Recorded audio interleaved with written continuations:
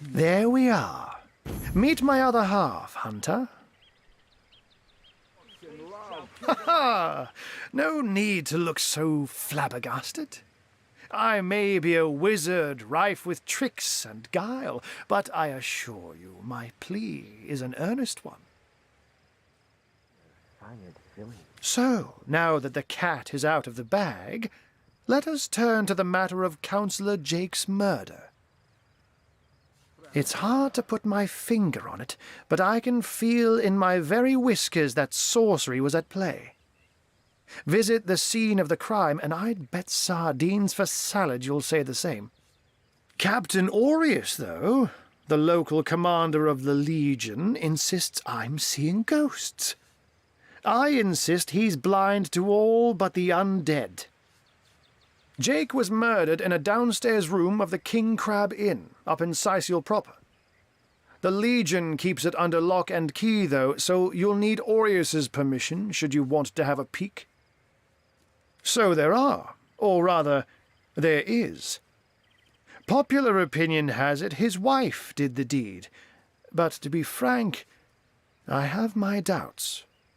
She seems a likely candidate, to be sure, but that would make her a sorceress.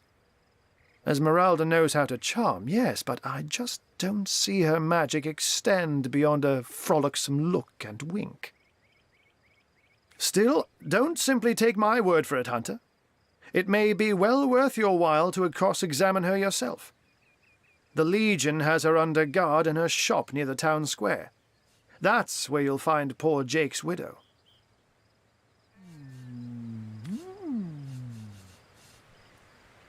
A human, you say? Truly? But that would be like a kitten leading a wolf pack. And yet, I have heard rumors about a sect of sorts, a shadowy set of worshippers that associate even with orcs. Some say they're sorcerers, but people will say that about anyone who behaves a bit strangely nowadays. I don't quite know what to make of this news, but thank you for informing me. It'd be foolish to dismiss such a curious event out of hand. Ah, the undead. They've been clawing their way out of the ground for 2 years now. And for 2 years the stalemate between them and the living has been dragging on at a weary pace indeed. Come now, enough doom and gloom. Cast the gate. The Legion did a good job keeping them at bay, but I think it's fair to say that without my magic-infused ballistae, they'd have gotten the better of us by now. Someone is responsible for the outbreak. Necromancers are at work, but who are they and where do they hide? Alas, that searching for them is like searching for a single louse in a lion's mane. Unfortunately, that is absolutely correct. The Orc siege is yet another hairball stuck in this city's already choking throat, and it shows no signs of abating. We've cordoned off the western beach where most Orc activity has been reported.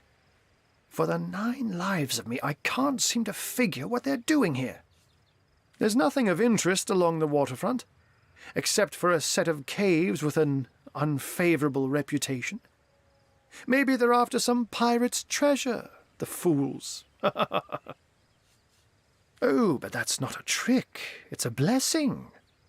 Or does it surprise you that I enjoy taking a feline guise? Such magic is a gift, Hunter. To tread upon the realm of instinct. Even articulate speech, perhaps humanity's greatest asset, cannot give expression to something so inextricably innate. To be out in the night, to stalk on silent paws and hunt with only the moon as your witness. You couldn't possibly imagine the thrill. But of course it's handy to speak in more than meows. And I couldn't brew potions or make machines without opposable thumbs. This I freely admit. Let's just say I have found a way to enjoy the best of two worlds.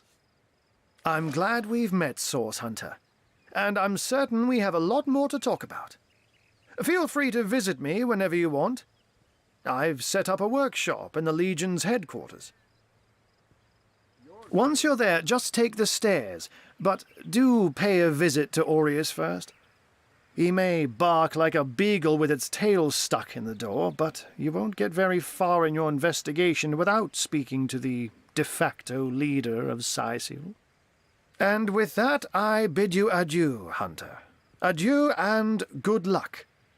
May your enemies prove to be mere mice, and you the dauntless mouser. Sects, undead, orcs. Looks like we have our work cut out for us. At least we won't be bored. How about we go see that Aureus chap Ahu mentioned? Are these the biggest buckets we've got?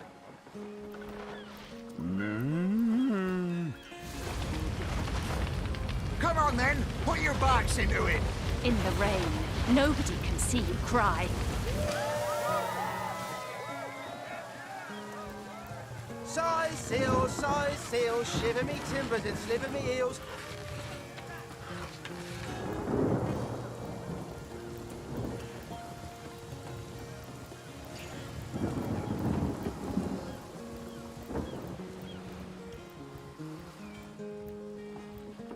Really?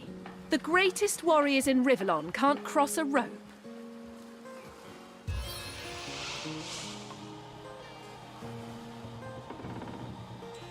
Gentle flight, crashing descent!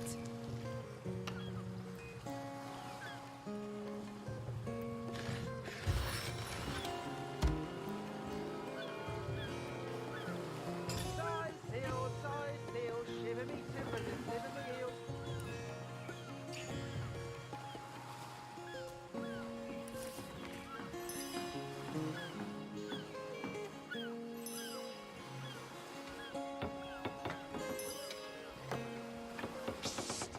Ever hear about the time the captain took the Duchess of Feddel's carriage for the joyride? Ha! No, it ain't. He drove it straight to the pub and back. Oh, nothing new, sir. Zombies, skeletons... and don't forget the time he got caught passing a love note to the Lizard Councillor's wife. Is that why we never sail to Yuthan anymore? Speaking of youthful gore, that loopy legionnaire really thinks that orchid charm loves him. I wouldn't let an orc within 500 yards of my loving nature. Psst. Ever hear about the time the captain took the Duchess of Feddel's carriage for the joyride? Ha! No, it ain't. He drove it straight to the pub and back. Oh, and don't forget the time he got caught passing a love note to the Lizard Councillor's Back on my wife. feet again! Is that why we never sailed to Yuthan Ask us our home, our livelihood, all sunk in a matter of minutes while we could do nothing but look on. Well, we were merchants what seems like a moment ago. With our ship sunk, we're little more than 3 men with nothing more to say than boo. These damn orcs. They can't keep off this place for the life of them. They came in here slinging fireballs and swinging swords. Wasn't a thing we could do to defend ourselves. With our ship gone, nothing for it but to get a job. Slim pickings around here, that's for sure. Maybe you can keep an eye out, though. That was a right stunning show of magic you pulled, it was. Wish you'd have been around when our own barge went down in flames. Have you found us a job yet? We'll take anything. Really? Ha! No, it ain't. He drove it straight to the pub and back. You, sir. Zombies, skeletons... Oh, and don't forget the time he got caught passing a Well, love note. we were merchants what seems like a moment ago. With our ship sunk, we're little more than 3 men with nothing more to say than boo. These bleeding orcs. I can't keep off. Well, that was a right. Have you found us a job yet? We'll take... Well, we were merchants. What are they? Well... The Duchess of Feddel's carriage for the joyride. Ha! No, it ain't. He drove it straight to the pub and back. Sauce? Here? In Sysil? Bah! Of all the cursed hunks of rock to land on, Conrad chooses this one. Is that Bertie still a right muse? Yes, sir. As fine a specimen as one of her stock, sir. That was some fast acting there. Many thanks on behalf of all us seamen. Madness. Thought we were done with those swampy uglies a fortnight ago. Note, though, that none of them dared to come close to the tide splitter. Oh, and don't forget the tiny... Sauce? Here in Seal. Ah, of all that cursed hunks of rock to land on, Conrad chooses this one. A ship's got a soul too, you know. You did a mighty fine thing saving that barge. For those of us raised in crews instead of families, it's kin to saving a fellow man. Who knows if it's even over for sure? Those damn orcs keep sending us these terrible surprises. Nothing new, sir. Zombies, skeletons, you know the story. Councillor's wife. Is that why we never sail to Yuthel Gore anymore? Sauce? Here? In Seal? Bah! Of all that was some fast acting. Madness. Ahoy, sailor! Are you enjoying the fresh winds of Seal? Name's Conrad. Cargo trader, sea captain, an expert in all things nautical. Folks across Andervale know to give old Conrad a holler when it comes to rare imports and magical items. Those orcs must be out of their barbarous minds launching an attack on a city where a great wizard resides. Though even I must admit they put up a hearty effort. I'll tell you, the only time I'd consider waging a suicide campaign like that would be if whatever I sought was something worth dying over. Tim took the Duchess of Federal's carriage for a joyride. Ha! Knowing him, he drove it straight to the pub and back.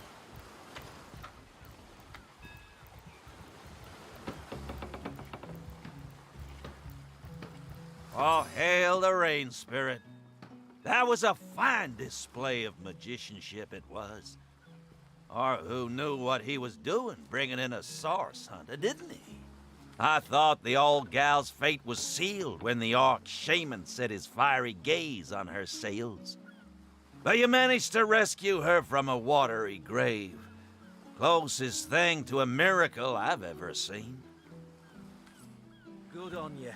These boss men... Save that ship all by your lonesome. Quite a feat. If I had the magic touch about me, I'd have lent you my hand too. I thought the old girl's fate was sealed when the orc shaman said...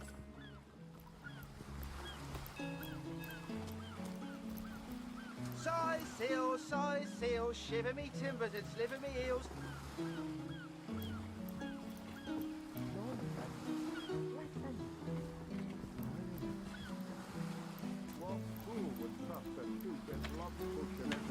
Steady, boys, steady. I don't know how you did that, hocus pocus, but boy, am I grateful.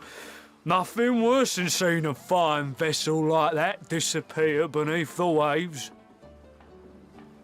I thought the old gal's fate was sealed when the orc shaman set his fiery gaze on her sails, but you managed to rescue her from a watery grave. Closest thing to a miracle I've ever seen. Save that ship all by your lonesome. I thought the old...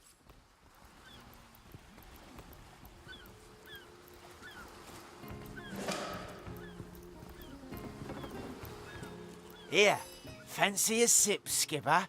You deserve a drink after handling them.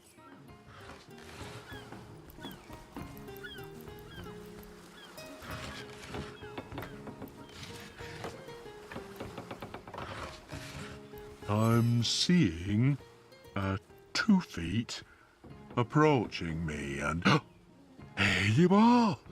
My powers astound even me. I'm Bull, the leading clairvoyant in Seal. The 2 feets never bother to ask, but I see all that is and is to be. Of course, most winsome 2 feet, of course. What would you like to know? Honest pay for an honest day. Death. Ever the most difficult topic to foretell. I see I see. Oh dear. No. No. Your reading is over, dear. That's all for today. Bull's tired now. Well, tuck my tail and call me Bessie.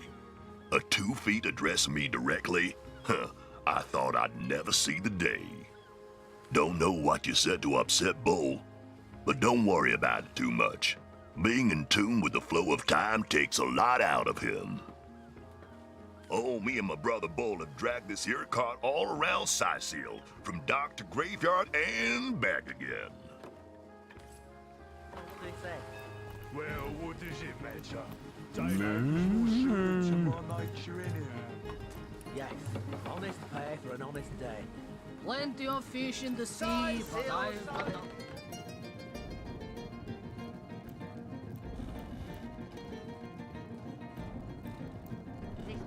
Salutations! Source hunters, I see. I'm Sergeant Courteous, proud protector of this house of Legion goods. Courteous is my name, the Legion is my calling.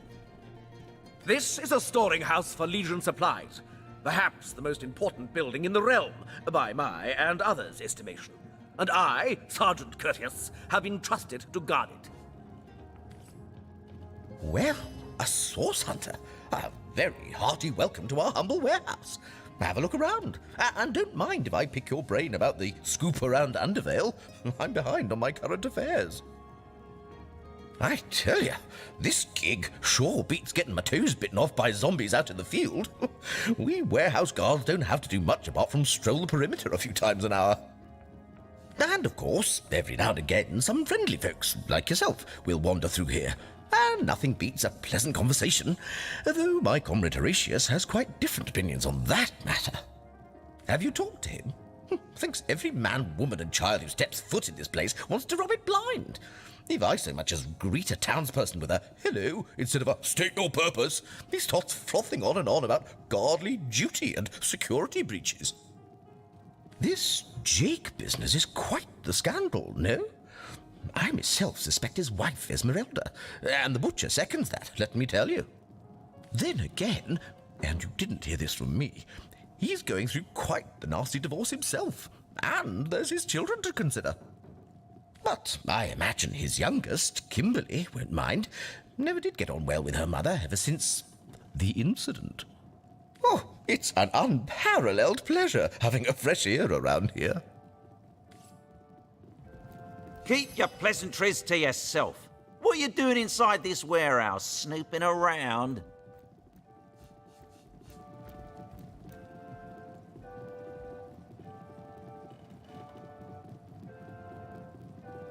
If it's conversation you're looking for, I'd recommend my comrade Florius, or as I prefer to call him, Loose Lips McGee. As for myself, my job is to protect this warehouse, not chit-chat with intruders. That idiot man-child would sooner spend an hour chatting up a thief than a minute arresting him. I only hope he gets transferred out of this warehouse and straight to the perimeter. Let him rot off as zombies here instead of mine. Even thinking of him turns one into a gabbing hen. Please, leave me be.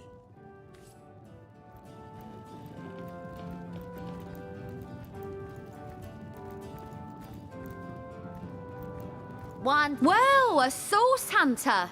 About time the council took us seriously. Maybe you can start with the 2 idiots hiding their pet orc here.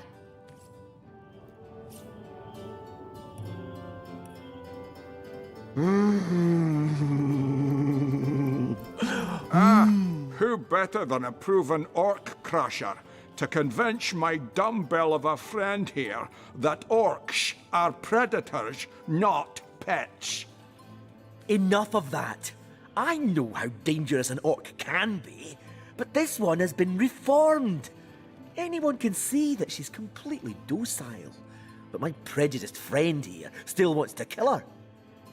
Maybe before the great orc raid we had time to indulge Ninius's idiotic obsessions, but now we're needed at our posts. I can hardly believe I've been wasting time protecting an orc when I should be running them through. Excuse my friend's violent outbursts. He hasn't enjoyed a woman's touch in quite some time now. It makes him a bit edgy. Your woman's touch is less of a loving caress and more of a claw shanked brutally through the throat. I'll take my chances as a bachelor, thanks. My friend here and I were patrolling outside the city walls, when who did I see creeping along the shore but this lovely orcish lady? For a brief second, as long as eternity, we locked eyes.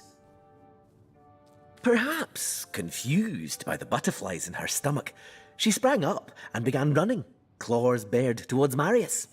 Fortunately for him, I had the presence of mind to ignore my sword and instead adroitly fling my pouch of trinkets towards her. A vial of love potion shattered over her head, and when she turned to face me, she became instantly enamored. I'm sure she must have been compelled to join the Orcish army under some kind of duress. A lady with such a sweetly savage manner would never willingly join up with those vicious marauders. Ha! I can assure you there wasn't a hint of sweetness in those murderous eyes when she lunged at my throat. She may be confined here for now, but who's telling when she'll escape and who she'll rip to shreds? Ah, I've always had an amateur interest in all things alchemical.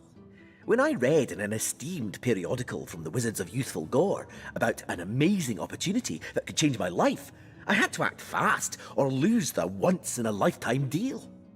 I sent away for the world-famous love potion, available for a limited time only, and it has worked exactly as promised. You see what a fool my friend has been, spending all his cash on snake oil and bringing a temporarily tranquilized monster into our midst to boot. What kind of monster would lie in a published advertisement? I'm sure the effects of the potion will be everlasting, as printed. You see, he'd believe it was noon at midnight if he read it on a printed pamphlet. Please tell me you can reason with him, or ditch reason and use your sword to shave him from his murderous darling.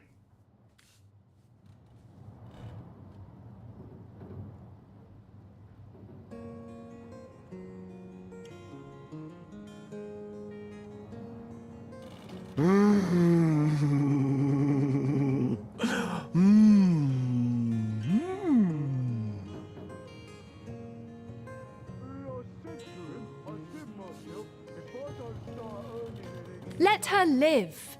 If that potion were truly worthless, it wouldn't have been able to charm her in the first place. In this docile state, she may prove to be a source of valuable information. You're right. The information she provides could well turn the tides here in Saiseel. Bravo! I trust not only the potion, but my scaly sweetheart in and of herself. You're going to regret this. We're all going to regret this. This place reeks of orc stench.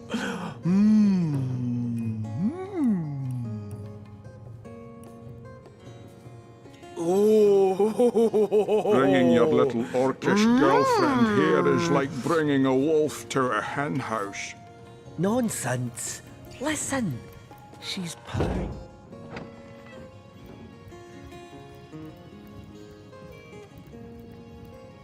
One day, Moira. One day you'll show 'em all.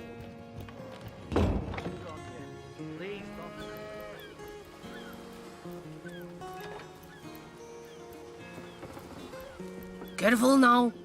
Never know when those green beasts gonna launch another blazer our way.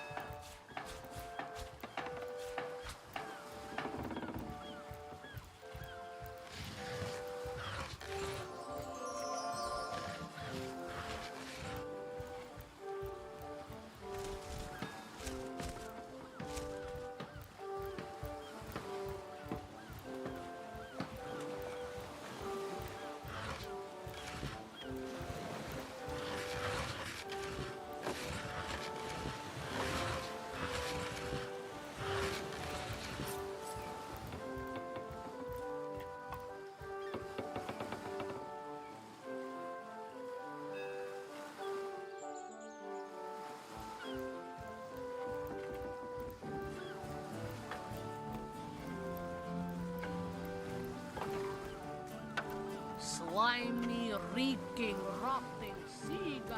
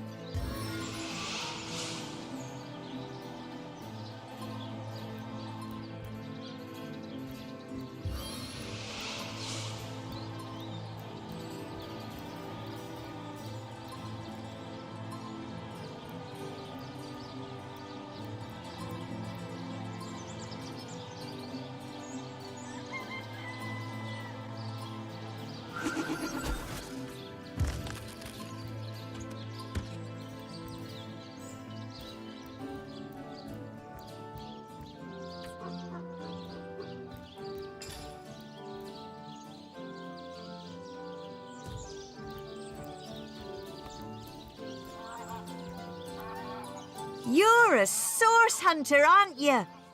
They say you can talk to animals. But I, for one, won't be falling for such a tall tale. Murder within the walls, undead outside of the walls, and here we legionnaires sit twiddling our thumbs. Good luck with these Sicilians, Source Hunter.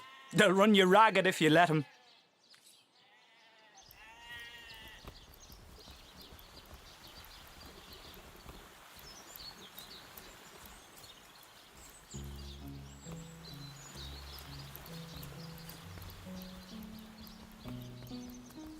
Let's see. Halibut, sheep's cheese, tomatoes.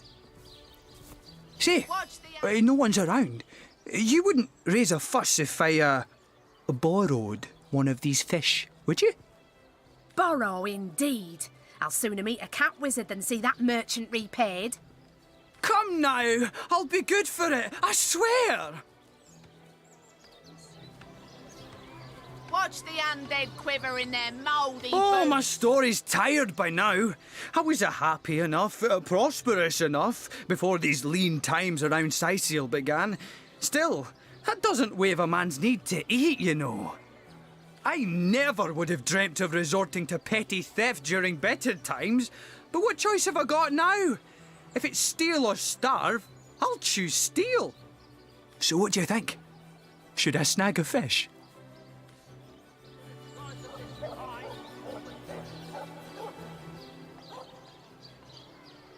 Time's a wasting. God-forsaken place. That merchant has to eat too, you know. Leave the fish alone.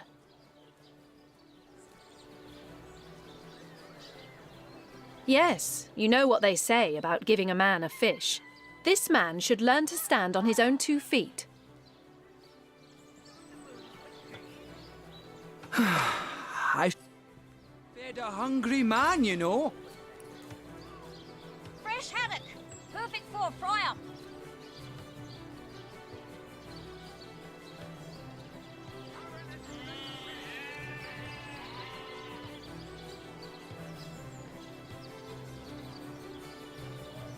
Heavenly herring, delicious dogfish, yours for a scrap of gold each. Let's see. Halibut, sheep's cheese, tomatoes.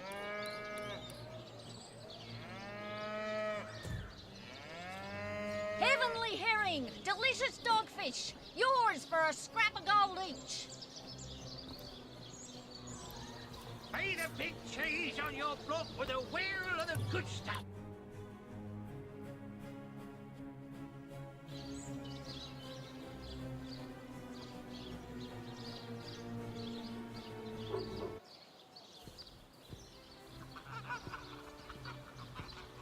No better solution to the zombie problem than a set of silver Say, arrows. no one's around. You wouldn't raise a fuss if I, borrowed one of these fish, would you? borrowing. Come now! Oh, my... I never... So what do you think?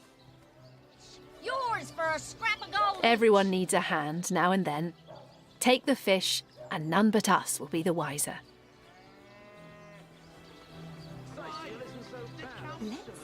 Sure, everyone needs a hand, but who are we to offer the merchants? Ethics are fine in theory, but nothing would stop me from helping you through a hard time. This man merely holds that same principle. I never would have expected the finest source hunter in the land to encourage thievery. Your judgment is the gold standard, you know.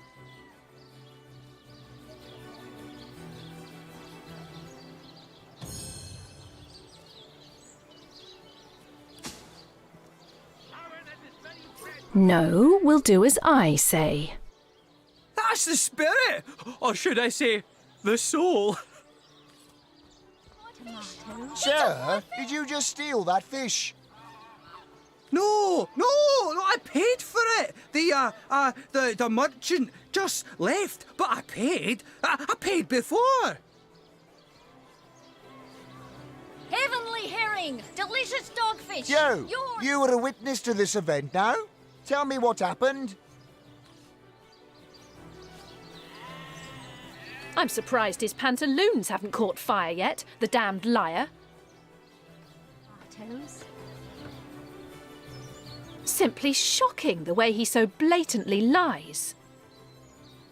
What kind of monster are you? You encouraged me to take the fish and then throw me to the wolves. Curse you! Come along quietly. You did the crime, sir, and the sentence is yours alone. I'm straight. I'm true. Arrows by the dozens. Sigurd's beard was a find.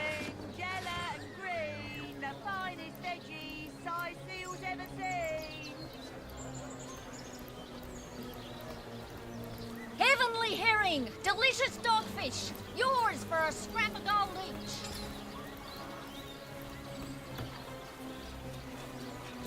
Aaron has as many friends as the man with many teeth. Oh no, noble friend. You're upper green, the finest veggies size seals ever seen. Here for your daily serving of veggies. Please partake of the plumpest produce ever produced.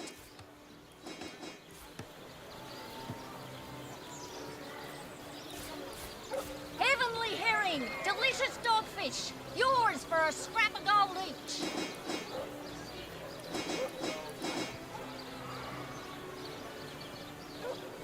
Watch the undead quiver in their mouldy boots. Aaron has as many friends as the man with many cheeses.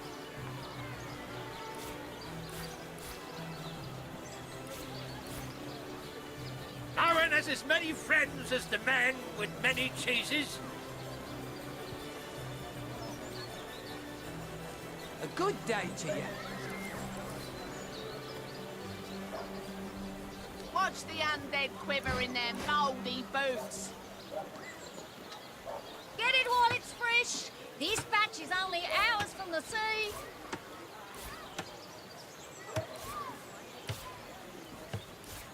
Let's see. Halibut, sheep's cheese, tomatoes.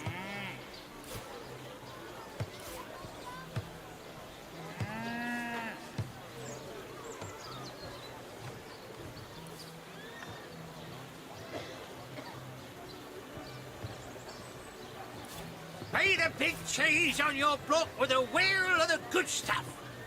No better solution to the zombie problem than a set of silver arrows. Pay the big cheese on your block with a wheel of the good stuff. Let's see. Halibut, sheep's cheese, tomatoes. Pay the big cheese on your block with a wheel of the good stuff.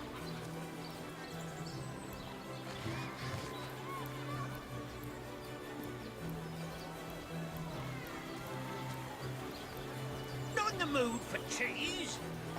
That excuse is more holes than a slice of this fine Gorman bear. Lonesome? Spiritless? Perhaps wrestling an earth elemental will inject some vim into your routine. Let's see. Halibut, sheep's cheese, tomatoes. Join the Spud Club if you got an eye for farm potatoes. What are ye staring at? Captain Jack's the name, though the title may be a little generous at the moment. My crew ran off, and I can't find enough hardy souls to help me reload the ship and sail off. Those scallywags heard there be silver in the Lacula mines, and they abandoned ship like the lily-livered turkeys they are. Haven't seen them since the day we docked. Some poor chaps lost their ship and want some work. Just send them to me, and tell them there's a bit of coin and a lot of rum coming their way if they don't mind a bit of honest labour. Yellow and green, the finest veggies size seals ever seen.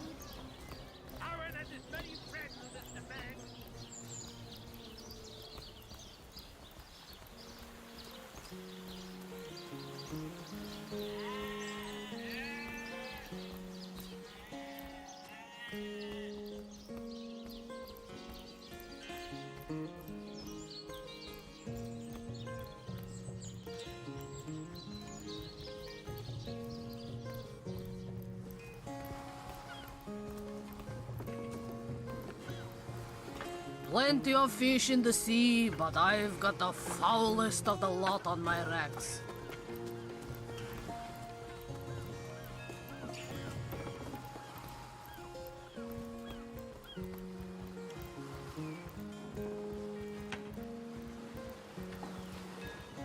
Ha! Now he need. He drove it straight to the pub and back.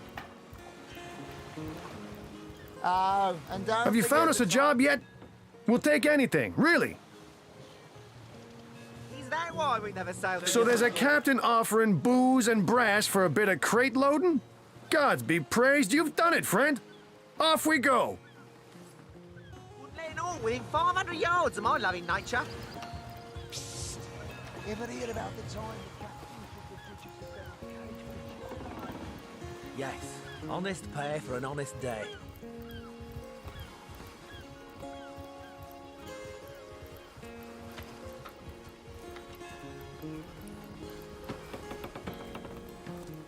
I can't even smell the sea air over this rot.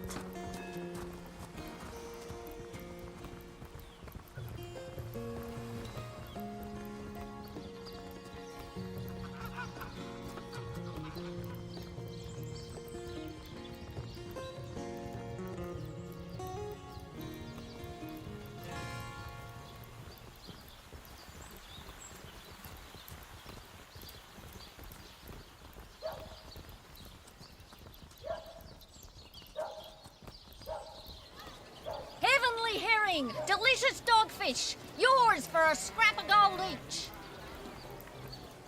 Quiet day on the market, it seems. So you're just hanging around again, are you? Waiting for what, exactly? I'll thank you to leave me be. Well, that... Oh, it's that way. Ho, ho! Well, suffice to say it, I've got my eye on you, Sam. I am a...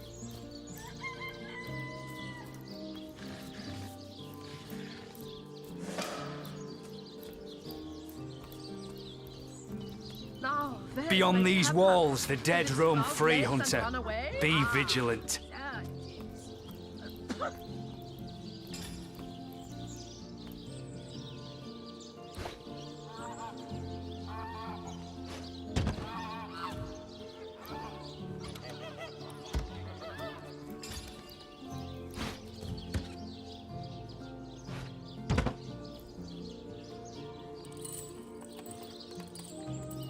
Where's my pepper?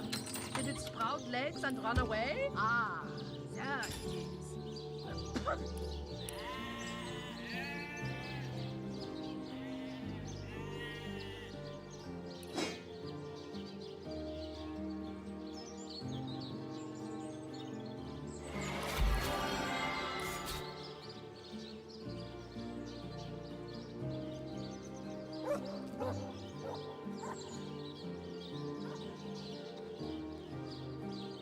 Now, where is my pepper?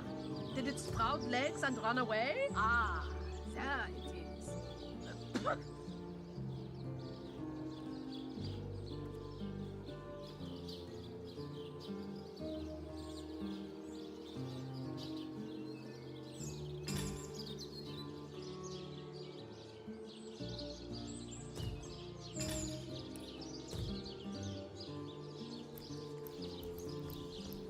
Now, where is my pepper? Did it sprout legs and run away? It's heating up. There it is.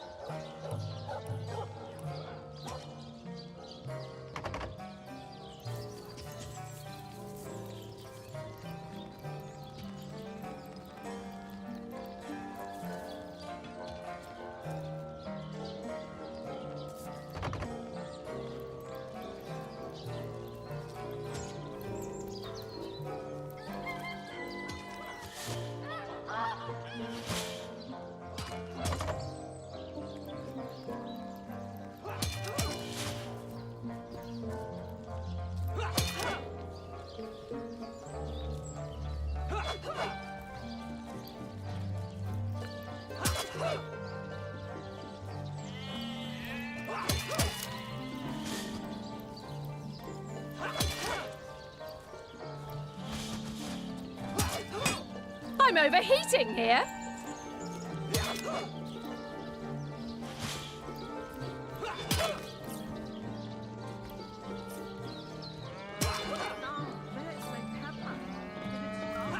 Run away?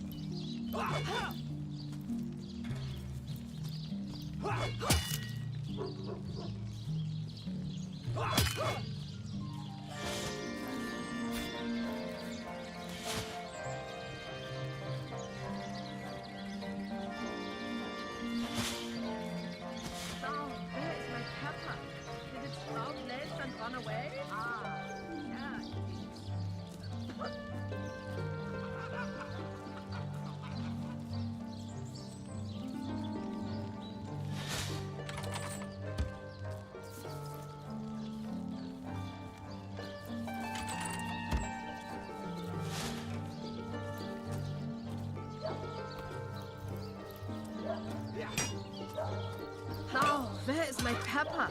Did it sprout legs and run away? Ah, there it is.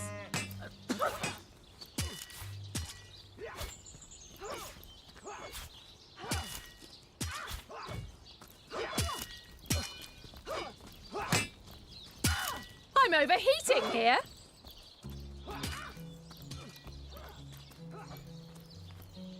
Source Hunter. A sight for sore eyes if ever there was one. I know you're probably knee-deep in that awful murder investigation, but truth be told, the Legion could use your help as well. I've been mauled. I'll be just... We've been conducting a series of expeditions into Undead territory, and I'm afraid I must admit they've met with very little success. Lieutenant Selenia, at your service. I'm Captain Aureus' second-in-command. But rest assured, I am a lot more kindly inclined towards source hunters than he is. I wish for you to try it, Screech Woman. The beast speaks, so you've half a brain. Now, I certainly don't mind a bit of healthy competition, and even rivalry between our orders. But I, for one, have no intention of looking a gift horse in the mouth. And that is exactly what your presence in Syceal is, source hunter. A gift and a blessing. Only heroes such as yourself can make a true difference in this troubled part of the world. Such is my honest conviction. The undead. I pitied them at first. Many among them were once kind and innocent civilians of Syceal after all. No longer do I feel that way, though. Too many of my soldiers have fallen. The dead must be put down without mercy, if we can. The bravest among my men and women tell me they are weaker in the west and stronger in the east. So I suggest you head westward if you want to flex your muscles and test the waters before blindly diving to your death.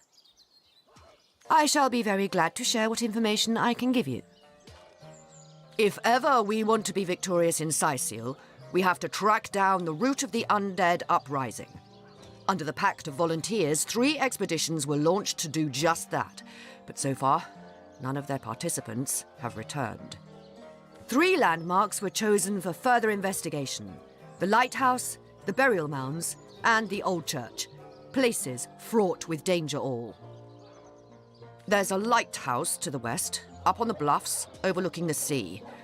No man has gone there in a decade, and yet a light shines from its pinnacle every night. The locals say it's haunted, and half a dozen legionnaires have gone to find out whether or not those are mere tall tales. I fear for their safety. There are ancient burial grounds to be found north of the city. As good a place as any to start looking for necromancers, wouldn't you say? A local archaeologist offered to tag along with the men. Here's hoping his knowledge on the subject may prove to be of use to them. There's a church to the northeast of here, built atop the very place where once stood a temple dedicated to the Source. The Sicilians razed it, and built a church for the 7 instead, supposedly to symbolize the victory of the gods over evil sorcery. All superstitious mumbo-jumbo, if you ask me. But when the dead rose, that is when they were first spotted. Hence the expedition. You don't think it's infected, do you? So I did. The Pact of Volunteers. Many legionnaires will do whatever it takes to go home, which is why I personally sign their transfer orders the moment they make it back from a mission behind enemy lines. The chances of survival during these sorties are only about 1 in 10, you see. So my soldiers are free to volunteer, and if they are successful, they just bought themselves a boat ride home. The pleasure of putting her down yourself. I wish for you to try it, screech woman. The beast speaks, so you've half a brain behind that feral maul, have you?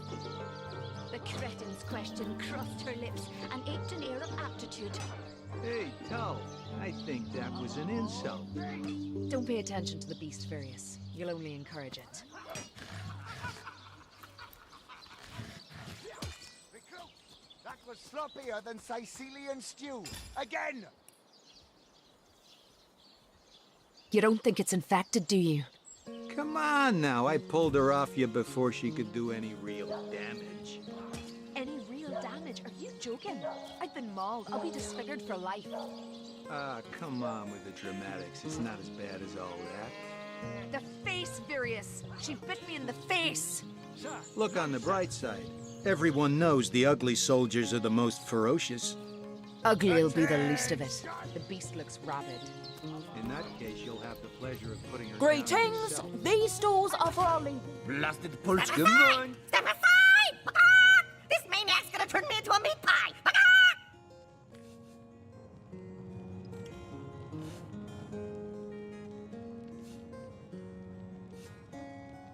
A chicken! Yes, let's pardon him. Just look at the little blighter. He doesn't deserve the knife. These stores are for our Legion troops. Riverland's finest work up mighty fine appetite serving the 7. I'm free! I'm free! So long, suckers! Why did you let my chicken escape? You let my chicken escape? Looks like it's your lucky day, Jack. Now to tell the troops they're getting nothing but the cornbread.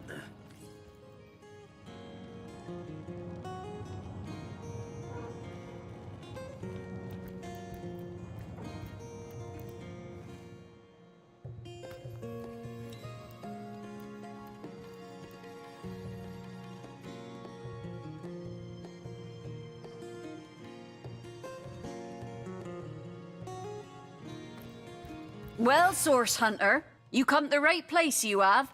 I got every style of equipment to fit you from head to foot. If it...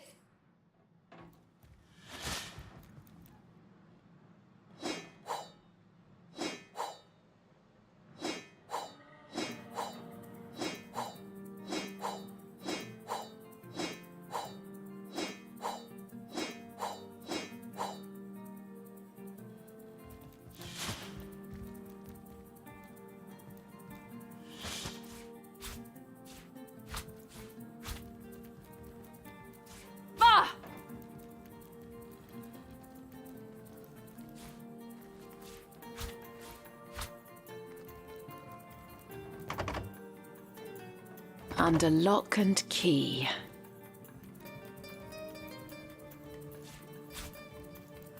Not even worth the rummaging.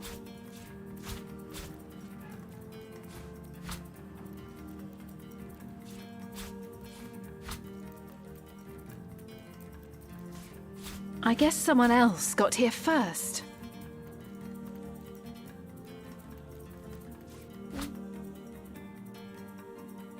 Better.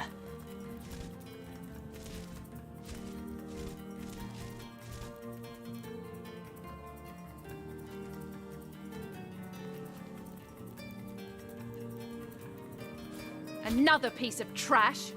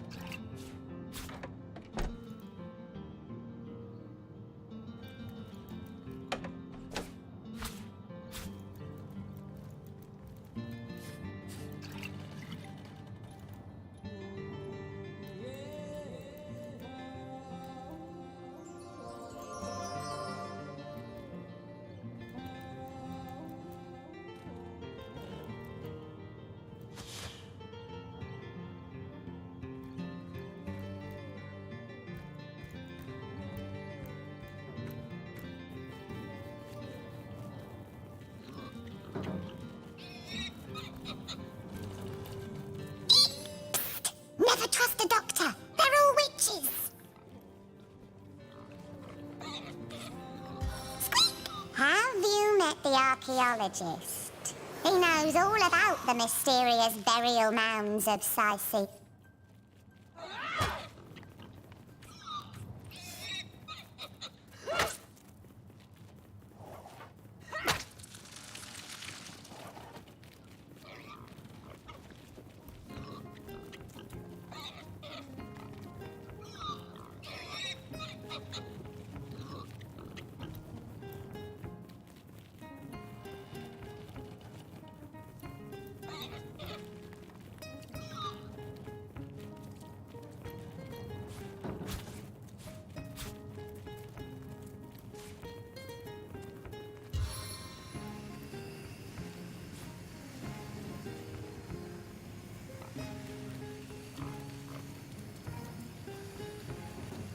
Meet your demise!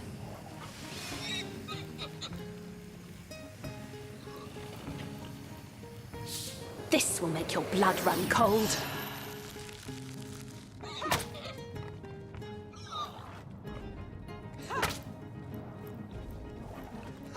Eternal silence awaits you.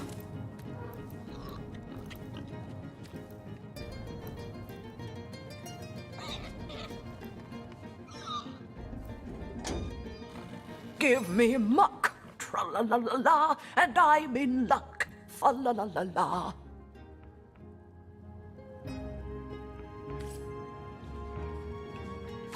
You know how you people say you're a good provider when you bring home the bacon? You should knock that off. I'm writing a story called The Pearl and the Swine. That'll help some old prejudices out of this world.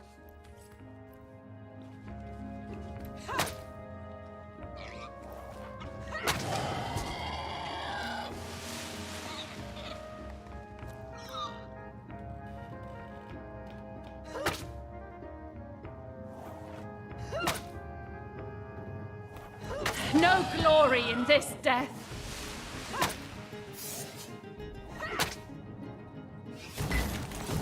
Your grave opens to welcome you.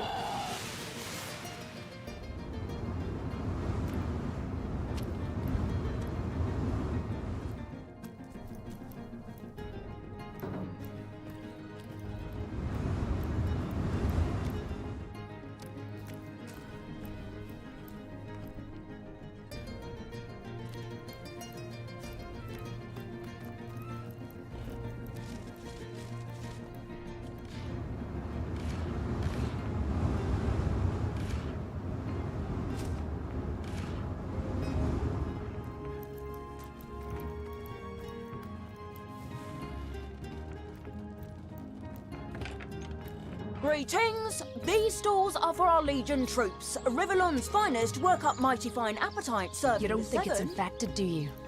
Come on now, I pulled her off you before she could do any real damage. Hey, who's that then? Come on, stand where my good eye can see you. Easy, Tull. That's the source hunter you're talking to. Face! To the barracks! March! She may have the look of a woman if you squint hard enough, but she's no more than a wild animal. We got reports of a strange-looking outsider skulking through the town with her bow drawn. I found her crouched behind a tree, taking aim at a fat old rat trotting along the city walls.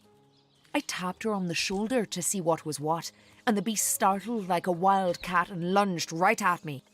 Bit Tullia right in the face, she did. It wasn't pretty, and now it's got a chunk ripped off it to boot. Enjoy it while you can, Ver. There's not another legionnaire in the cohort that'll have you if I go rabid. Well, that's to be decided.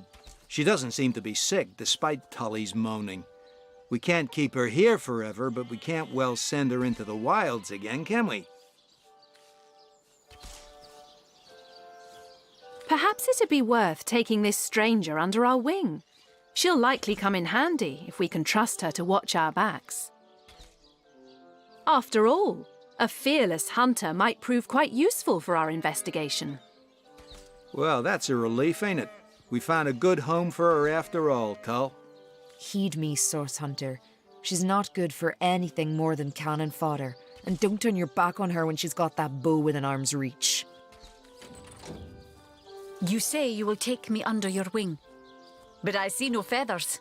Are you a child of the birds, as I am of the bears? In truth, this is a relief. Your world is made with rules I have not yet memorized. I am happy to have a friend in such a place. And so the lonely babe was fed upon the wild mother's milk, and cast aside from humankind, he thrived among his mother's ilk. So says the saga of Thris. Do you know it? The wise godwolf Amira raised the child Thris among her litter. So you see, I have good company. Thris the wolfson, and I the bear daughter. Ask freely, my friend. Your city is far more wild than Home Forest. In Home Forest, the rules are clear. In Home Forest, your strength and speed determine your fate. Here, a tiny screech woman, no swifter than a mudworm, might confine you into a tiny cage, and one must wait for a kind stranger to grant freedom. Jarrett, wise Jarrett, taught me the bird songs of our people. If not for him, I would never have learned more than the beasts could teach me. A beast's life is to survive. A human's is to know. I am both beast and human, and so I must do both. I have learned all the bird song that Jarrett could teach. I remembered every word. These tales have brought me much pleasure. The remembering of the beasts is without lies. We know not to approach the wasp's nest because long ago one bear mother discovered its dangers. This she taught to her cubs, and those cubs taught the next. We do not remember Rito and the battle of the buzzing brutes. We remember only what is useful to us now. Rito will be forgotten. The beauty of the story will be forgotten. But the lesson will not. It is different between beasts and humans. I am lucky to enjoy both ways. He came to me when I was small. A fierce, wild one, yet unaware of the difference between the other cubs and herself. Nuts! He called to me in a soft song. At first I thought him a great bird. We each reached out to the other. We found each other.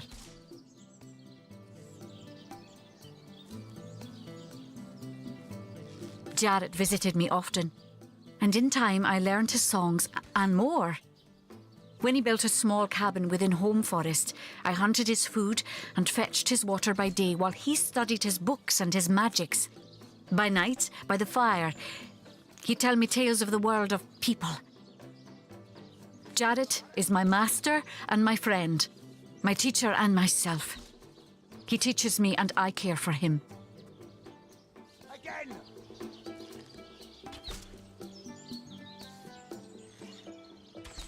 Attention! About this! I heard this was a place of many people, so here I came. I have seen more faces here in a day than I had seen in all the days of my life together. But I have not found the face I seek. Jarrett is missing. It is my duty to find him. That mystery is thick and ugly as a swarm of hornets. It started with a great disturbance in Home Forest. A terrible disease came in the night and turned the birds and beasts soft and foul as carrion while they still lived. I watched countless of my loved ones die, rotted from the inside. When I ran to Jarrett to tell him what I had seen, his reaction was strange. He had no answer. The next morning, Jarrett did not emerge from his room. I left him be, but after 3 days I grew anxious. I broke down the door and inside his chamber was nothing. His equipment, his books, all but some scraps of parchment were gone. Get to shining recruits. Sorry, sir. He was kidnapped and all his research was taken with him. The only clue I found was a letter among the scraps. I could not make out all the words, but I recognized the threat. Death, coming for you. And the signature? Attenborough. I do not know the one called Attenborough, but I know that if I am to find Jarrett, I must start there. Whoever this Attenborough may be, I believe he or she may know where Jarrett has been taken. Those boots that embarrass a bridge troll. Get to shining recruits. Sorry, sir. Source Hunter. I have heard tales both grand and terrible about the world of humans. I myself was caged one moment and freed the next by our kind. In Home Forest, every creature acts according to the nature of its kind. Birds frighten easily, badgers fear little. But amongst men, there are no guarantees.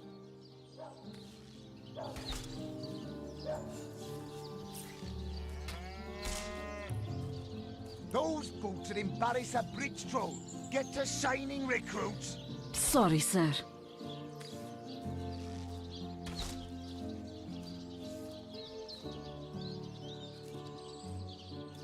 It is strange to stand with one. Perhaps in time I will come to know my own kind as you have. And perhaps then I will decide for myself whether ours is a noble kind. Attention! About face!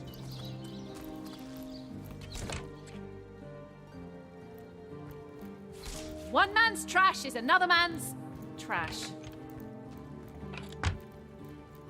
I guess someone else got here first.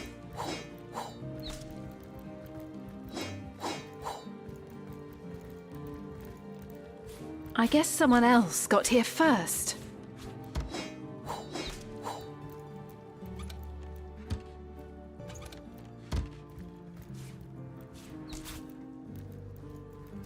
One man's trash is another man's trash.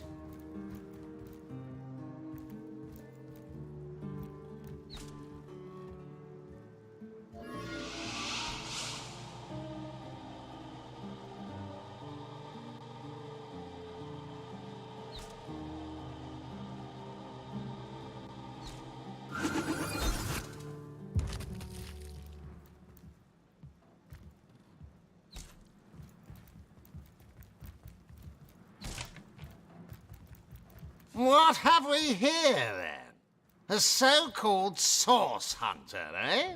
Well, look, do what you must in Scythial, but don't make waves and don't interfere with the Legion's affairs, you hear? I'm Captain Aureus, if you must know, leader of the Legion in Scythial, by which I mean I have the enviable task of commanding a battalion of walking dead.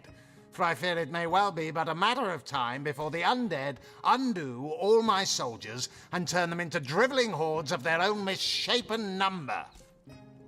Gods above! Some politician snuffs it and everyone's in an uproar. Ridiculous! I told that wizard brat of an Ahu not to bother, but he just had to send for source hunters, didn't he? Bloody magicians! They see a pigeon poop and think sorcery's afoot. Nevertheless, I want to be kept in the loop, understand? I am in command of this town, not Mayor Cecil, not Ahu, and definitely not some hotshot source hunter. So investigate Jake's death if you feel so inclined, but report back to me the moment you discover something out of the ordinary. The scene of the crime is over at the King Crab Inn. You can tell the guard you have my permission to enter. Now off with you! Esmeralda is Jake's wife. Well, widow. Everyone in town, down to the crabs on the beach, is convinced she killed him. Now, the girl has the reputation of being a flirt. There is that. But that doesn't suffice as evidence, wouldn't you say? Or do source hunters rely on hearsay alone, perhaps? That certainly would explain some of the cock-ups you lot have made in the past. What? You're going to stand there and claim with a straight face your order never wrongly tortured and executed anyone? Hardly. But I won't stand for such nonsense. If you bring evidence before me, I'll evaluate it with perfect objectivity. The Legion relies on reason, see? Not idle superstition. If you must. Bravo! Figured that one out, did you? I haven't been stuck here for 2 years because we're being besieged by fluffy kittens, you know. Those brain-feasting freaks out there keep on coming. And it takes all the sword arms and all of Ahu's half-baked contraptions to keep them at bay. Keeping them at bay, that is all we do. Were that I could break their backs once and for all. How am I enjoying it? Are you spoiling for a fight, Hunter? Are you? Scythial stinks of fish, reeks of orcs, and on a good day the wind disperses the stench of decomposing corpses. I can't remember the last time I had a proper piece of steak, and by now I retch at the mere sight of sardines. So in conclusion, I am not enjoying Scythial. We are the pride of Rivalon, to be found and to be seen everywhere. We don't hide in the dark and lurk in corners like some I could mention. No, we protect the civilized from the barbaric. and we do so impeccably. I'd say they're looking for weak spots in our defenses. They can't make an attack over land for fear of Ahu's magical machines, so they're trying their luck by sea. They won't succeed, though. Not against the Legion. Yes, and he also spends most of his time in the guise of a cat, licking God's knows which body parts. Sects, sorcerers. He'll be seeing flying carpets next.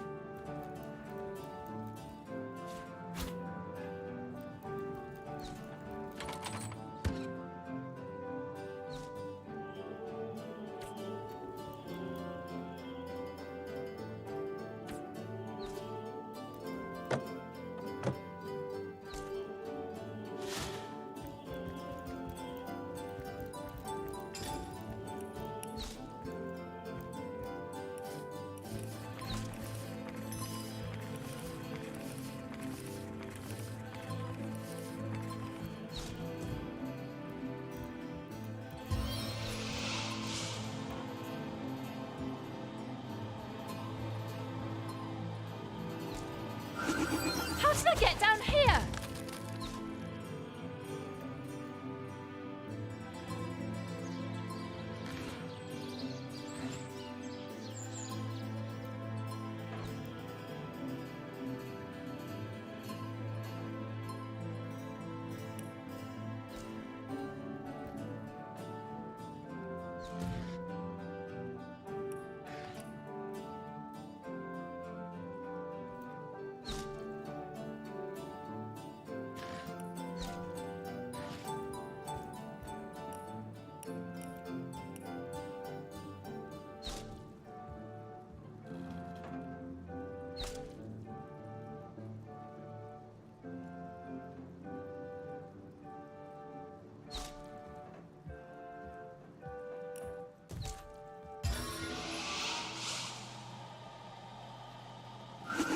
What in the name of Sigurd?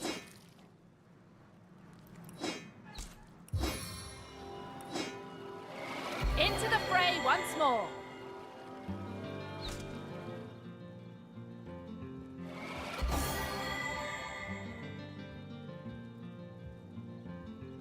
On the mend.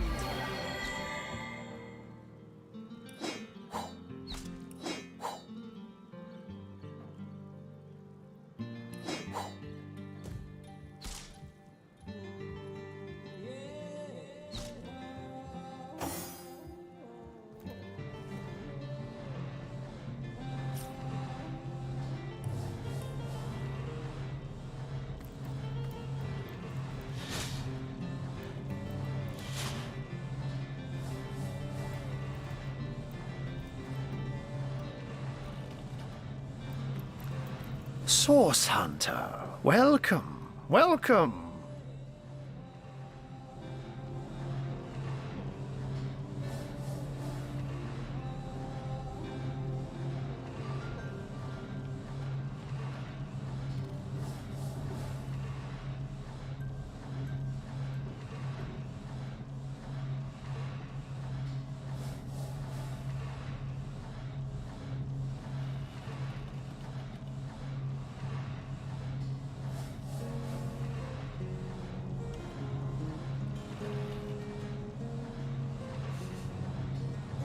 But certainly. What would you like to know? Oh, I am but a wizard, a guardian of man and beast, and indeed I am both. My body, like any other, is bound to temporal decay. But my spirit is a speck of light that shone forth from the eternal sun that is the cosmic soul. My task upon this earth is to protect the heart of nature, the very antithesis of which is the intrigue spun by demons and directors of the dead. Hence my involvement in Sisiel. You see, my one desire is to witness a world in which every mother looks around her and purrs with calm contentment, for she knows that her chicks or children, her cubs or calves, will grow up without knowing the meaning of menace. To my great regret, none of them purr as yet. Oh, but that's not a trick. It's a blessing. Such magic is a gift, Hunter. To tread upon the realm of instinct, even articulate speech. Perhaps you to be out in the night. But of course it's handy to speak in more than meows. Oh, that'll never happen. Granted, a witch could make the polymorph permanent if she'd enchant me in my cat guise, but I'll just have to be careful around witches, won't I? I'm my own wizard, you know, and I don't intend to become anyone's familiar. By all means. Of course. I hope your investigation fares well. I can but piece together what few morsels fell from the grapevine into a rather disappointing meal, I'm afraid. They say a woman arrived in the King Crab Inn sometime after midnight. She retired to a room on the ground floor where she was soon joined by a man who had been nursing the same cup of wine for hours. I say man and woman because both of them were cloaked and recognized by none. About an hour later, another figure arrived, headed for the same room.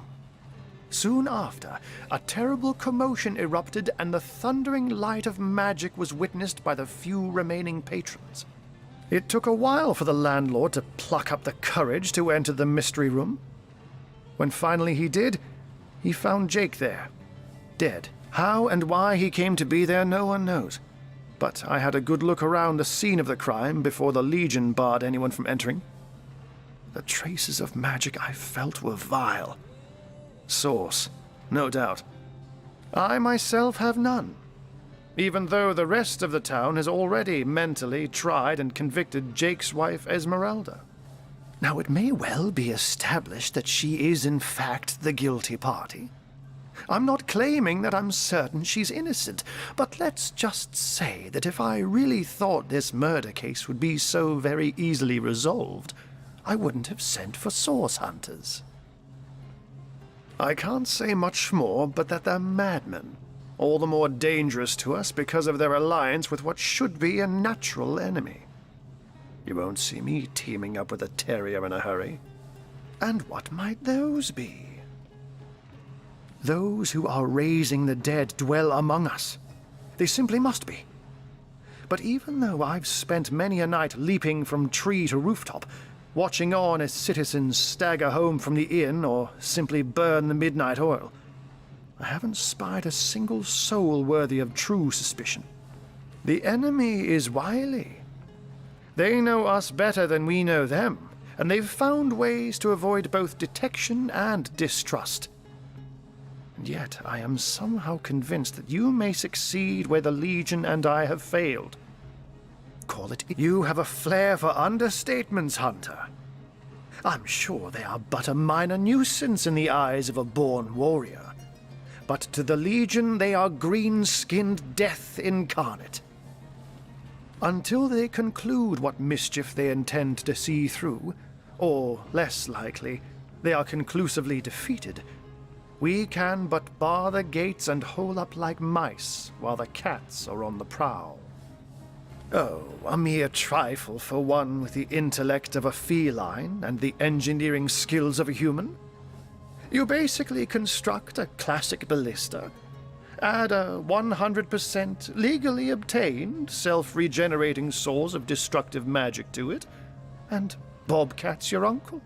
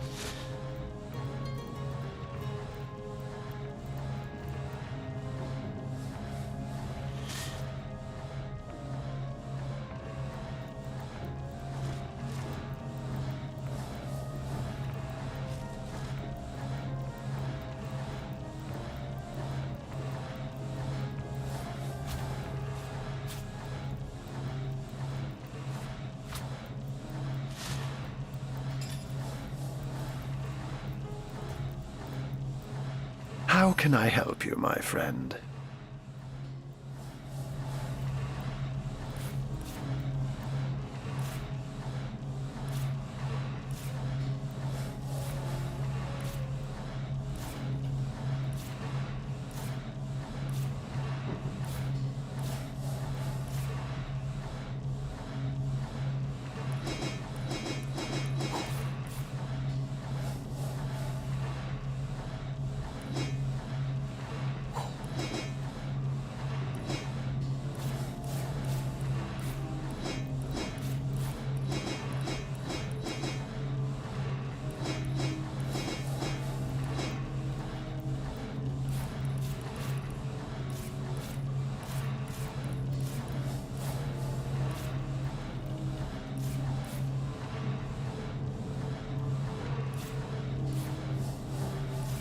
Heard any good tales, my friend?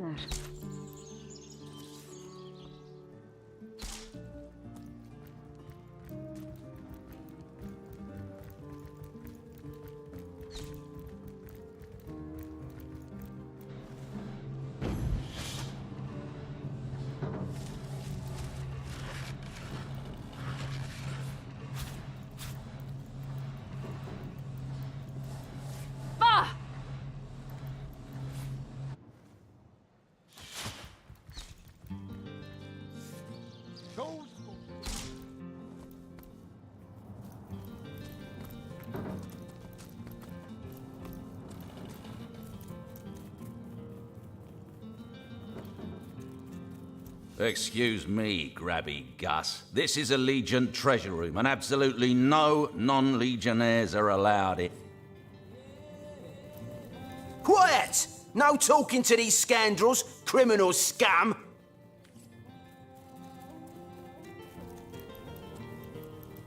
I am on the trail, Source Hunter. Rawr! Do you hear that clinking? I think someone's got keys in their pocket.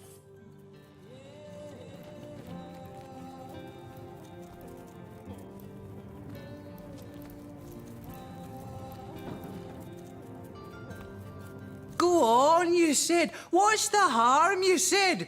Well, you turned out to be as crooked as a barrel of fish hooks.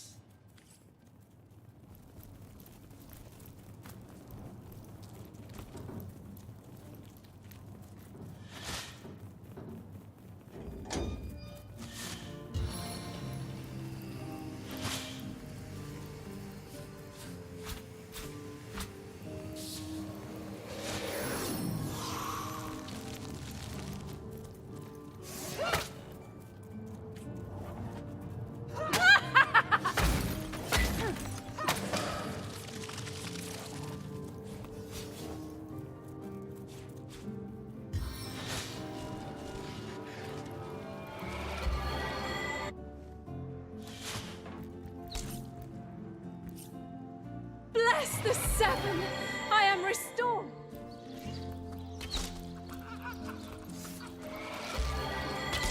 Good luck with these Sicilian, Source Hunter. They'll run you ragged if you let them. Sorry, sir. You're a Source Hunter, aren't you? They say you can talk to animals, but... You think that's funny, Private? Welcome back to Sicil, Hunter. The Legion greets you.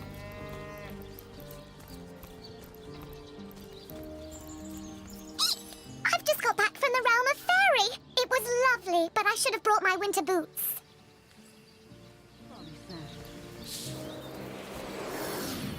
Think that's funny, Private? Sir, no, sir.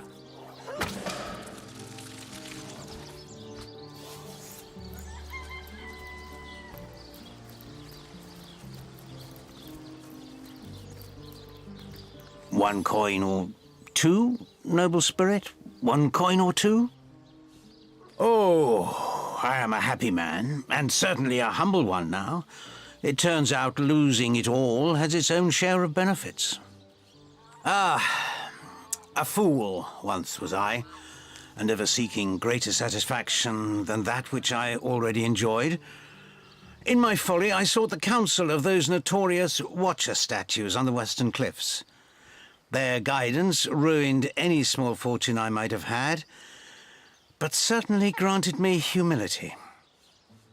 I'd heard they were not to be trusted, that they gave fools' advice to the fools who sought them, but somehow I believed that I was the exception.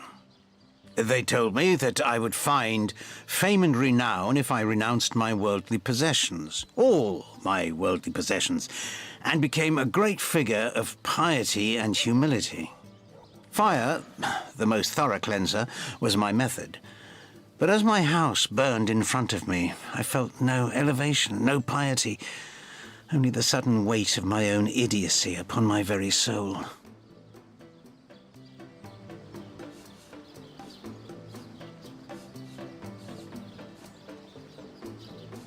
May the soul of Astarte smile upon you, kind stranger.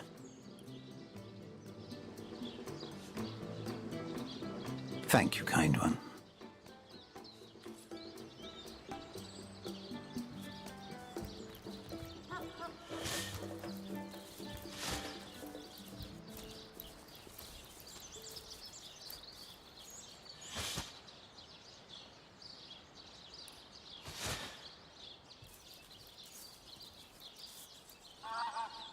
So those statues told him he'd have to renounce his earthly possessions to become a spiritual leader, did they?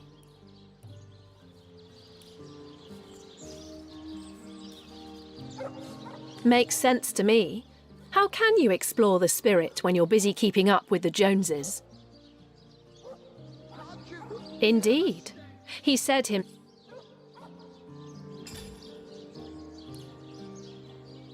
Have some pity.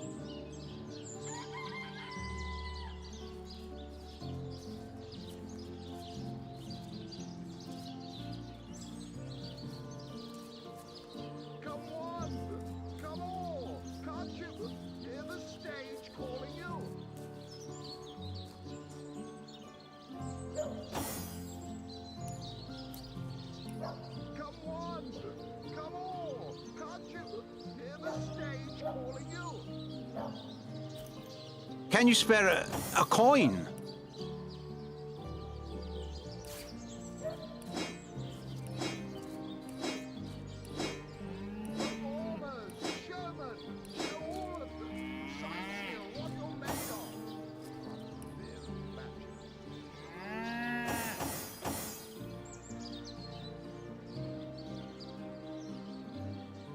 Ah, cruel fortune.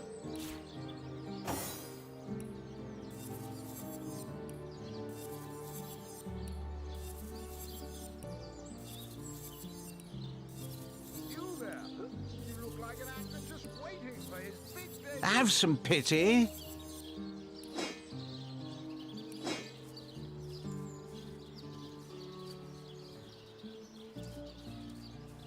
Performers, showmen, show all of them. Siseal, what you're made of.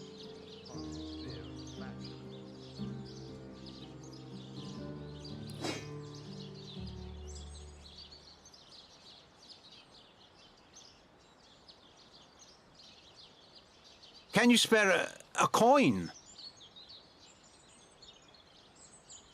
Come one, come all. Can't you hear the stage calling you?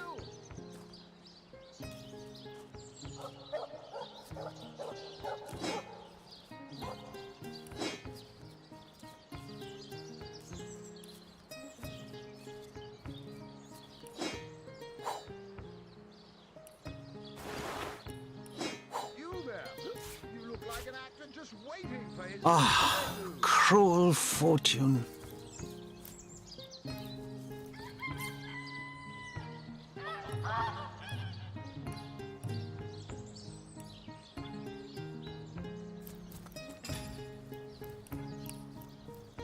Performers, showmen, show all of them. Siseal, what you're made of. Can you spare a coin?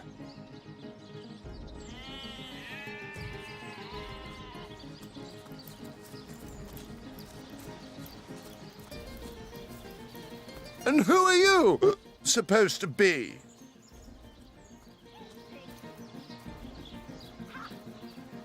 Oh, I should have been one of the greats. But here I am gathering peasants to watch peasants perform broadside pageants for peanuts. No, really? I hadn't noticed. If not for this ridiculous condition, you'd know me as the king's favorite thespian. Don't you have an impressive library here in Siseal? I'm sure that beast of a librarian could rustle something up for you.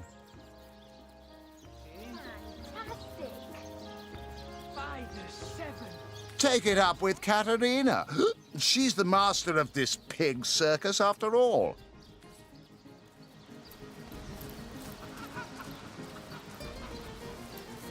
You there! Sit! Stay a while. Right in front. I'll excite you. I'll delight you. I'll beguile you. I'll besmile you. I'm Cedric the Sensational, and I'm playing to an empty audience. Don't pity me. No, sir. Just a few years ago, I was the all-singing, all-dancing, all-sensational darling of the town. People came from far and wide just to witness my amazing act. When Reginald came, he brought some fantastic prop with him. Have you seen it? A talking head! I never expected a silly gimmick like that to be my main competition. It seems even my usually choosy audience has been taken in by that hack's little gizmo. I'm a man of skill, sleight of hand, feats of wit, and pure entertainment. This curio is ruining what used to be an art. And even when there's no crowd to speak of, old Reggie still has at least one fan calling bravo and hee-haw. Sure as the sun sets, that one devotee attracts 5 more, and those 5 more all curious about the commotion. Come on! Come on! I don't know how he inspires such loyalty with less talent contained between his hat and his boots than I've in my crusty handkerchief.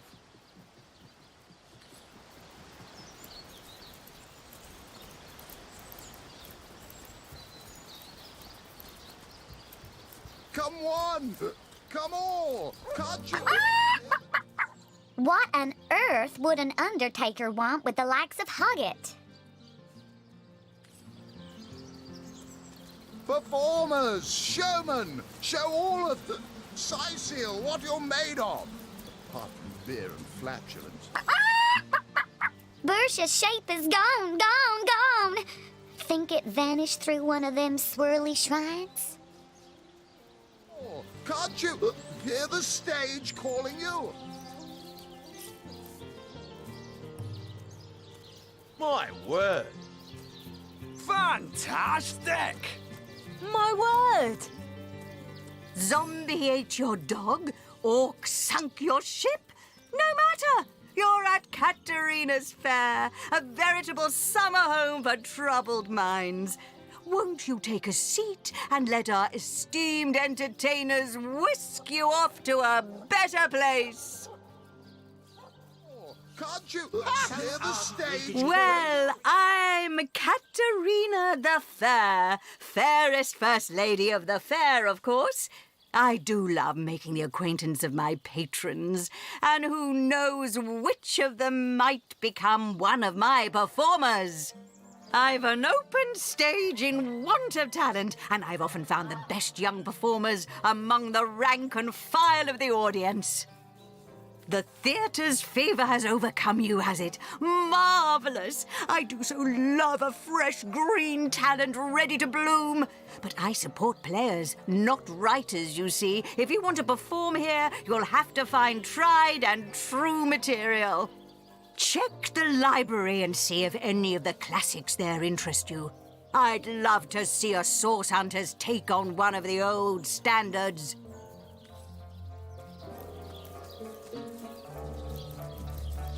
Ha!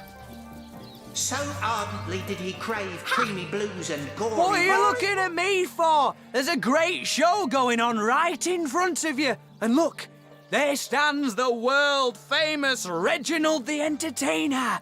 Better check it out if you don't want to miss the time of your life. Oh, I'm nothing but your average man taking in the best show I've ever seen. I'm amazed and astounded that for a meager gold coin or two, I can take in this first-rate entertainment all day long.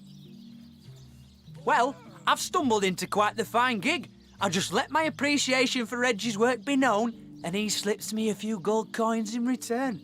My voice happens to carry pretty far.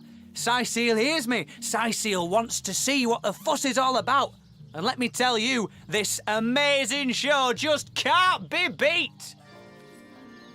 A great thirst for colour. So, re, mi, fa, sol, la, ti... Oh, excuse me, I'm trying to prepare for the next show. Autographs will have to wait until the end. I doubt I have to tell you that I am the amazing singing Stefan, the only sentient severed head in Sicil. My audience sings my praises from hill and dale. Psst, you're a source hunter, aren't you? Oh, bless the seven. Oh, you've got to help me. I've been kidnapped.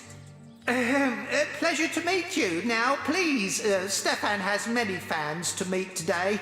Psst, help me. Take me to Reginald's cellar. There I will reveal everything.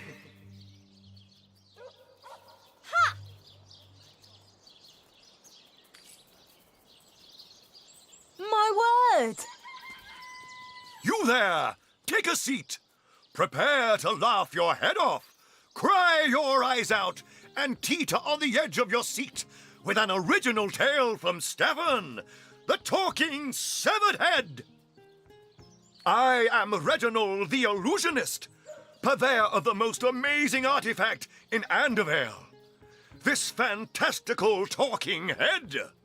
Catch the act while you can. This show will only remain in Sicil as long as there are Legion soldiers to entertain. Ha! Yes, I know of that talentless bull. He was here entertaining the troops before I was brought in. I'm sure the hack simply bored his audience to tears until they cried for a replacement.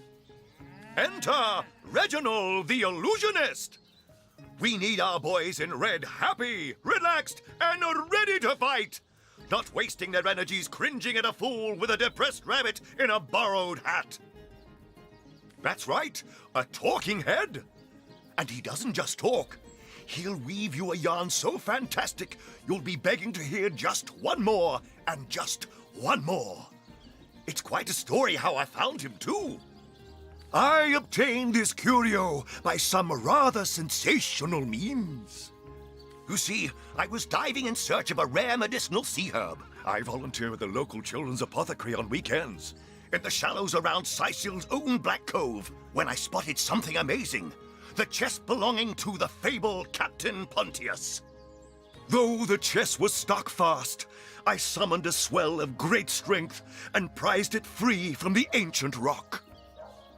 I had the treasure of a lifetime in my very hands, but then, slurp, gulp, I was swallowed by an ornery kraken that seemed to appear from nowhere. In the hubbub, I lost hold of my prize and watched it sink to the bottom of the beast's cavernous belly. Still, I feared only for a moment that all was futile. Before my mind's eye swam the faces of the many war widows and leprotic orphans who would be lost without my charitable support. I knew I had to live. Grabbing fast to the hilt of a cutlass that floated by at just that moment, I summoned all my strength to slash a great gash in the creature's gut. Freeing myself from my would-be tomb, I swam as quickly as I could, first to the surface and then to the shore. It was there, along the rocky beach, that I tripped over this talking head. Strange, isn't it? Are you impressed by my prowess in the arts of entertainment?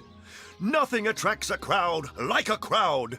And that crowd warmer has increased my profits by 60%, simply by showing a little honest appreciation for our show.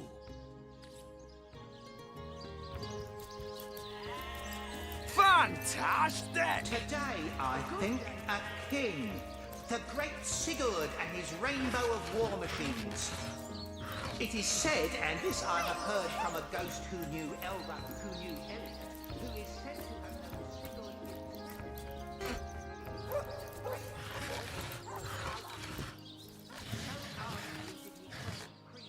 Bah!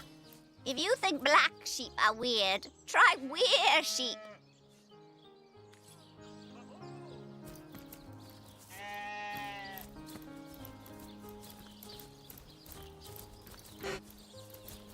I've spotted something. I give milk.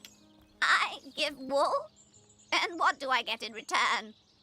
One way or another, they always try to fleece me. Especially that Evelyn. She's out to get me. I know it. Meh.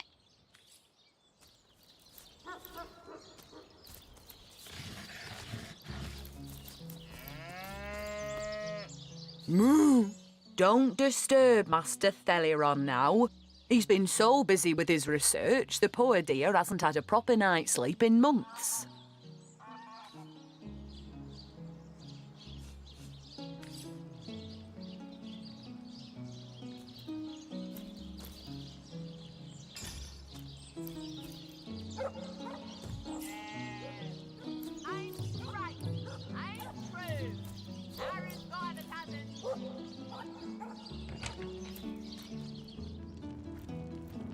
But if one were to reduce the quantity of skull dust by a percentage of 2, Perhaps the stability could be increased by as much as 3-fold. Oh, a source hunter. Imagine that. Quite a bit more petite than the last of your kind I encountered, aren't you? Yes, by nearly 20 centimeters of tibia, as my memory serves. But, no matter. Even if it couldn't spare its heartiest specimen, I'm sure the Order sent the individual with the next highest probability of success. Yeah? Me? Why, I'm more than a little surprised you haven't heard of me. Perhaps I can jog your memory. It was I who cured the Duchess of Arata of her unslakable thirst. A simple pinch of Atropa belladonna in her morning tea. I who discovered that aging itself can be halted by a single application of Cicuta Douglasii on the tongue. Not to mention that it's been my guidance that has permitted my apprentice Evelyn to make quite a name for herself around Sicile of late. Yes. If that's how we're referring to the secretive use of a revolutionary healing method she refuses to share with her own master. She's in the other room as we speak. Perhaps you can prevail upon her to offer a demonstration. She's gotten hold of a stone, supposedly capable of fantastic feats of healing, but she won't let me take the briefest look at it. But she claims to have gotten the relic from a little northern town, Silverglen by name, and that an abbot there blessed it with the power to heal. Utter rubbish, I say. But with these blasted undead haunting the travel routes, I can hardly march up to Silverglen to learn the truth myself. Well, she certainly possesses a critical eye and an exacting manner when it comes to making difficult medical decisions. I expect she'll be a very successful healer in her own right when the time comes. She is learning from the best, after all.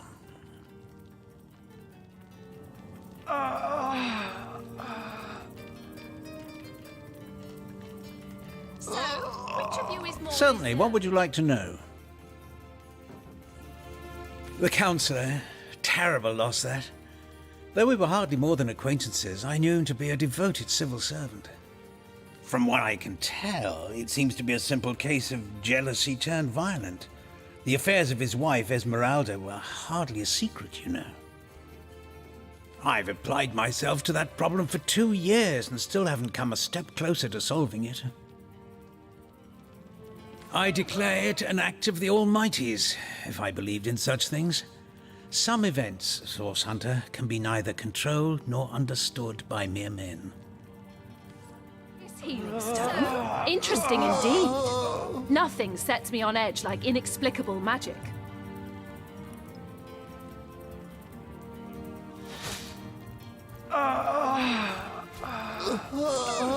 Anybody? Neither of you cares to plead for his very existence? Nothing but rubbish. So, which of you is more deserving of...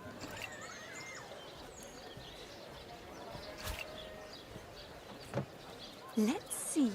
Halibut, sheep's cheese.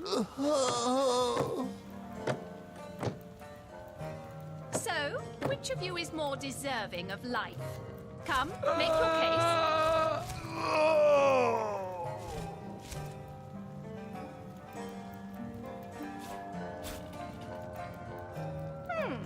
Anybody? Neither of you cares to plead for his very existence? Another one for the collection. So, which of you is more deserving of life? Come, make your case.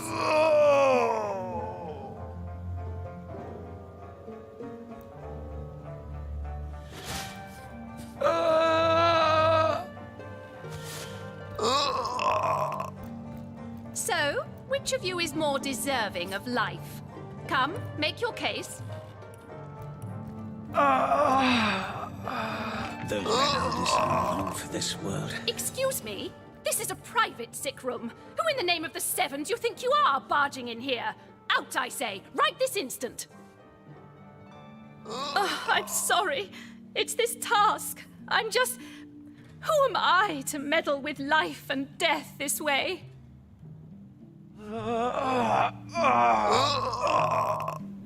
I'm an apprentice of the healing arts.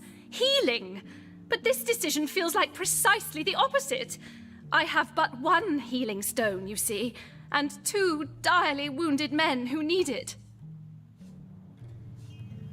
I've been racking my brain trying to decide on the best method to settle this grave situation, but perhaps it's better off in the hands of an esteemed source hunter. Surely you are more accustomed to weighing life and death than I. What would you like to know? One of the brave few willing to traverse the trade routes plagued by the undead. A young man, but excellent in matters of business, before he fell victim to an orcish club in the north, that is. Thankfully for him, a cattle trader found him, nearly dead, but not quite so, and brought him here straight away. Quite the venerable staple of Syceal, Stephen, and recently blessed with his 3rd grandchild. He was leading a crew of builders when a stray beam struck him in the temple, and only a few days shy of his last day of work before retirement, no less. Nearly everyone in Syceal is familiar with Grinning Stephen, and, as you can imagine, he's quite dear to his family. Yes, a curious relic indeed. I got it from a kindly abbot, Loic by name, in the northern town of Silver Glen. He is of a certain faith, the Immaculates, they call themselves, that espouses the belief that certain stones can heal wounded flesh. I myself was nothing if not skeptical of his claims, but something happened as he handed me the stone. A small cut on my finger instantly healed, leaving no trace of the wound. Needless to say, I was astounded. But it's strange. The stone is only good for a single use at a time before it reverts to a useless, inert state. It takes time to regain its magical properties, and I guard it cautiously. You are? I thank you 1,000,000 times for your help. Who have you decided should receive the healing stone? Boris's life has just begun. We can't cut it short now. He should receive the stone. Yes, Boris deserves to experience all the pleasures of life that Stephen has already enjoyed. Now, that tone, soothing a corpse's troubled mind, can't have gotten far.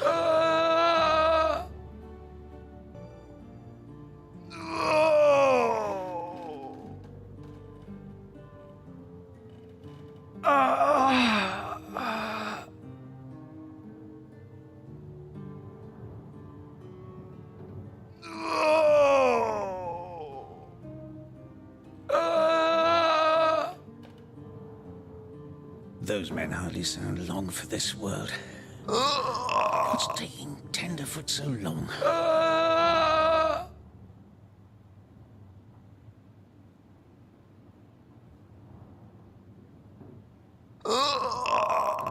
Now, that tone, soothing a corpse's troubled mind, can't have gotten far.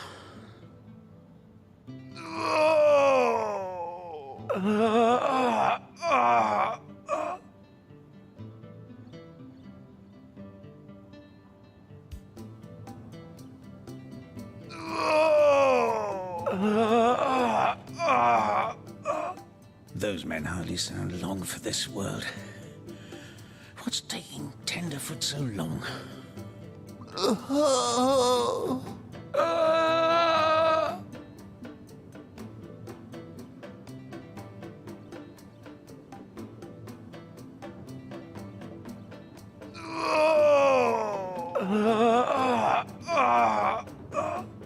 Those men hardly sound long for this world.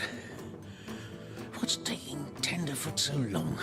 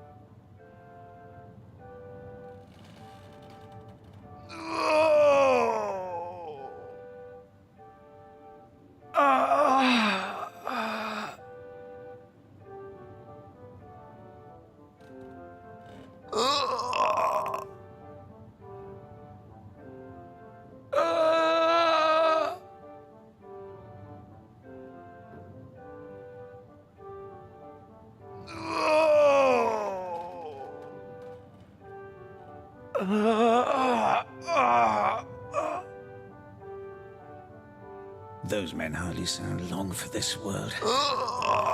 What's taking Tenderfoot so long?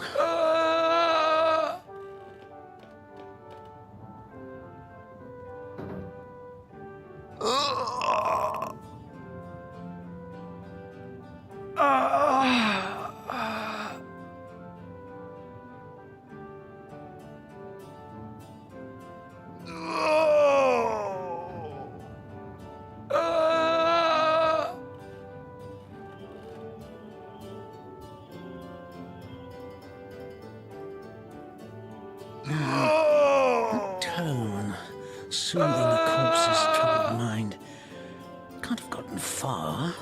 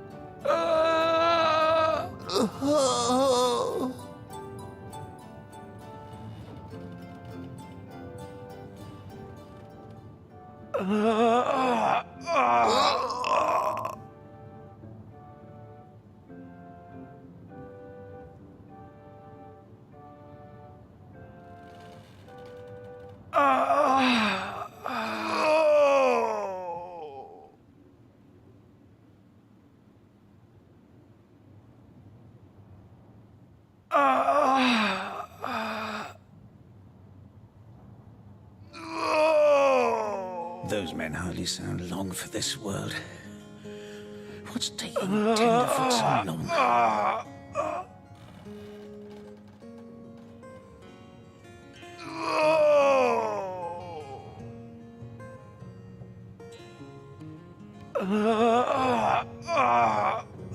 Now, that tone, soothing a corpse's troubled mind, can't have gotten far.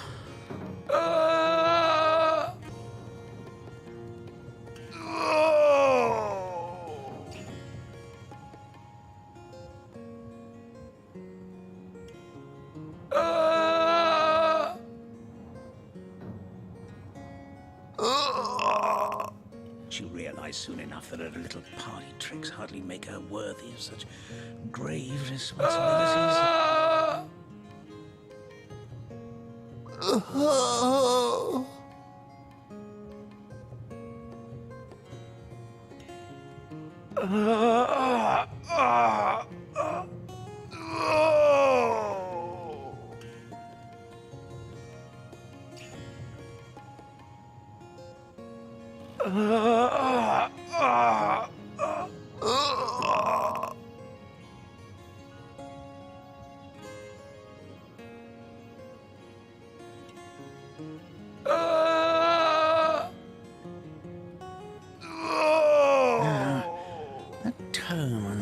Soothing a corpse's troubled mind. Can't have gotten far.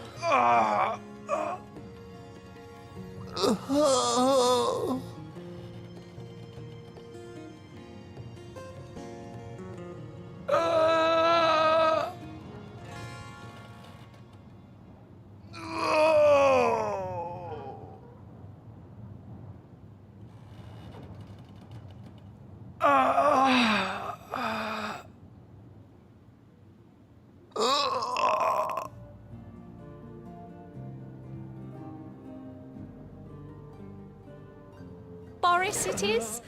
Yes, I'll deliver the stone. I'm glad we'll get to save one man.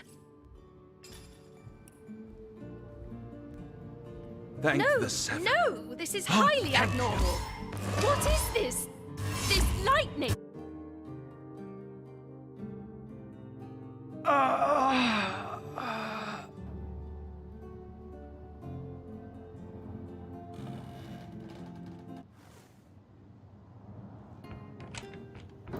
Those men hardly sound long for this Excuse work. me? I've been... What would you like? Want thank quite nearly if you are? Stephen should receive the stone. We know full well the difficulty of growing up without a family. Yes. Let's return a healthy Stephen, it is? Yes, I'll deliver... What's this troubled No, Thank the no, Seven. this is highly Oh, abnormal. thank you. What is this? This lightning? I feel no...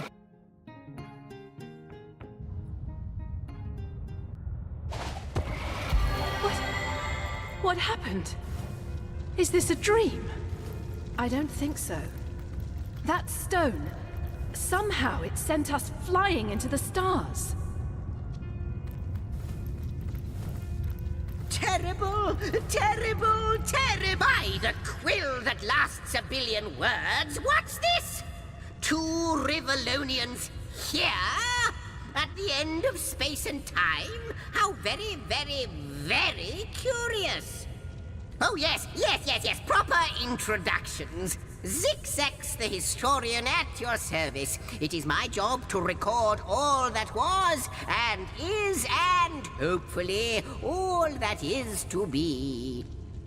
As for how I got here, well, for a historian appointed by the gods themselves, hopping to the end of time is as easy as 1, 2, 3. How you got here, though? That's a rather more interesting question.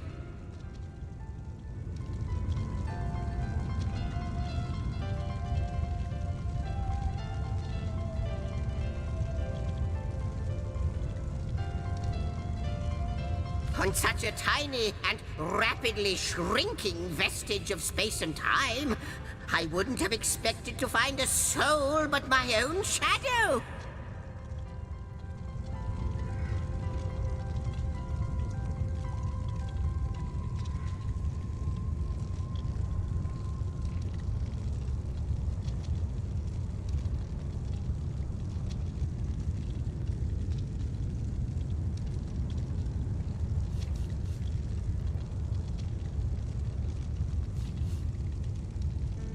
At last, a question I can answer most definitively.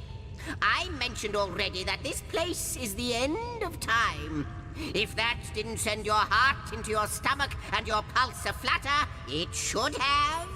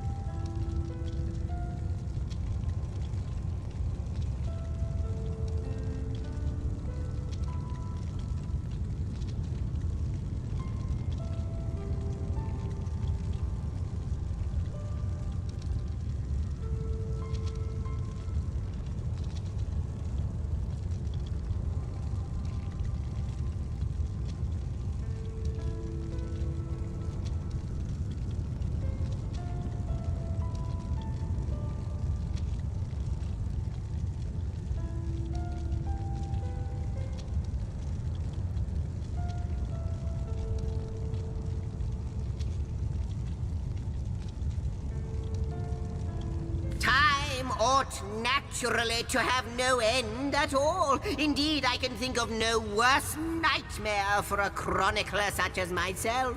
But something totally, utterly terrible has happened.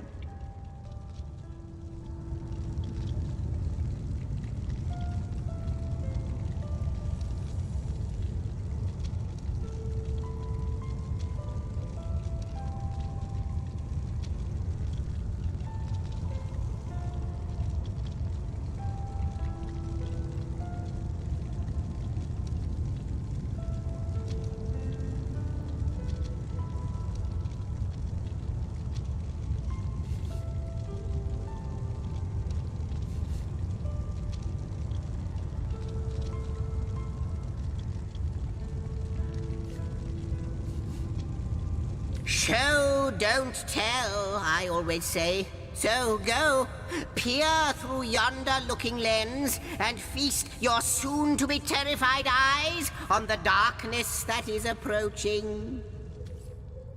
Might be quite mad. Then we had better appease him and have a look through the looking lens.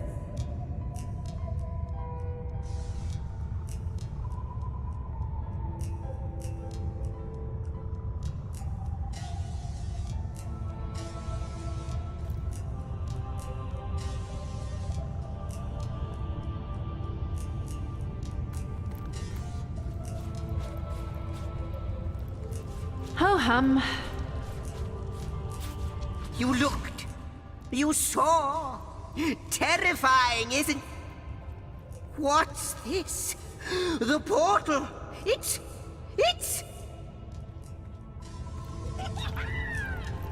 The portal has become active. Fantastic. Astounding. Onward we should go. The portal! It's quite sprung to life, just like the long, dormant flames that decorate this observatory. After all my waiting and hoping, could it be? You, dear stranger, you must be the key. Something about your presence here is causing the end of time to grow. The true end itself to move further away. Those torches, alight! This portal active once more! It cannot be coincidence. Goodness me, how right you are. There's so much to take in, I'd nearly forgotten. And what you saw has been haunting my mind since I first discovered it.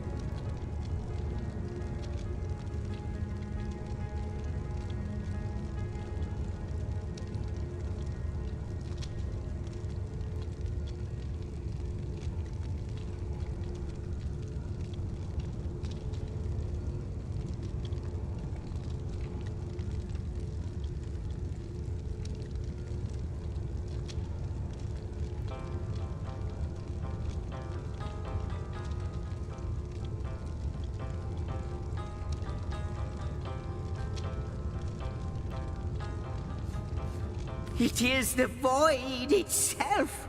The dragon that is devouring creation. When I speak of the end of time, this is exactly what I mean.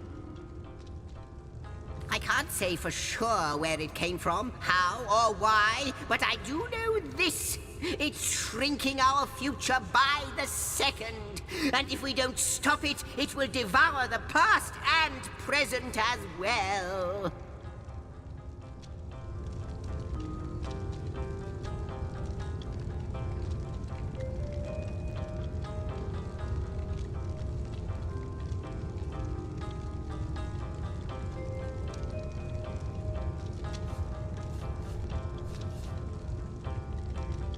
It's not that I believe, it's that I have seen. Long have I been waiting here, hoping that one day this very portal would ignite.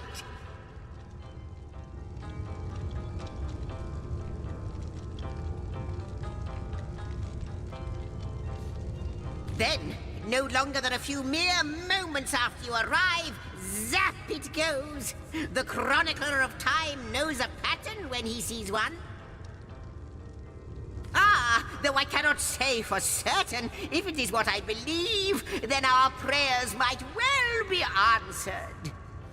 In fact, every last question that ever plagues your noggin might well be answered, for I believe what lies beyond this portal, but why spoil the mystery? As soon as we leap after you, onward! Yes, just as I'd hoped! There she is! There it is! Come, come, don't delay! And he's off! It seems the imp has spotted exactly who and what he'd hoped to find here.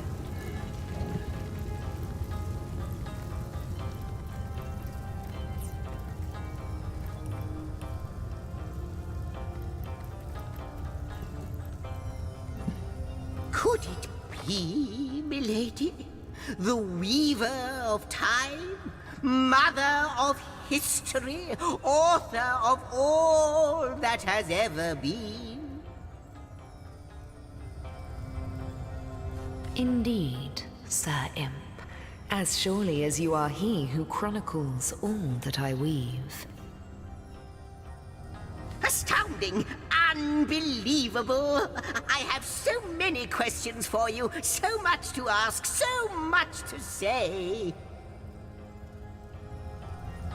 You have brought guests, I see. Strange. Very strange guests. My reaction exactly, milady. It was their arrival here at the end of time that instigated my finding you. But why? Surely you must know. This is a question better put to our guests themselves.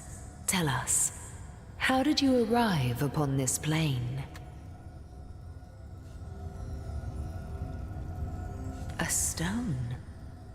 So, it was a stone that caused the great shock of energy that brought you here, and it infused you with new life as well.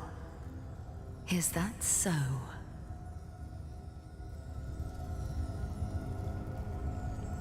Not like this, no. What happened to you is unique in all my work. Never had I experienced something so contrary to my nature. To weave something I had not seen, had not expected. Life does not simply spring into existence, you see. But yours has. You appeared before me from the moment you came into contact with that stone. Starstone. I now know it to be called. But, Madam Weaver, how is it possible? Do you not see all? Have you not woven all that is and could ever be into your tapestry? Like the stones, your guests are a mystery to me. I see them before me in this world, but their likenesses appeared not upon my tapestry until they revived the stone. Source Hunters, it would seem that yourselves and Starstone are inextricably linked. Why and how, I cannot say, but I do believe that finding more stones will reveal to me who you yourselves truly are. Starstone is not what it seems, Source Hunter. Its true nature must be part of a greater secret, a secret lost even to me. Do you see what violence my work has suffered? What wounds lay upon the tapestry of time? Mysteries of all time, gaps in history. Oh, how they've tormented me for eons. It would appear that Starstone transforms at your touch, granting me new thread by which to mend the tapestry. Thus, it restores time itself. I see. What the void would shrink, Starstone restores. Yes, though I cannot explain why this Starstone is the antidote to the void's ravishment of our realm. If we do not restore time, if we do not discover the true nature of these stones, the void will consume us all. Indeed you must, though I may not yet understand why.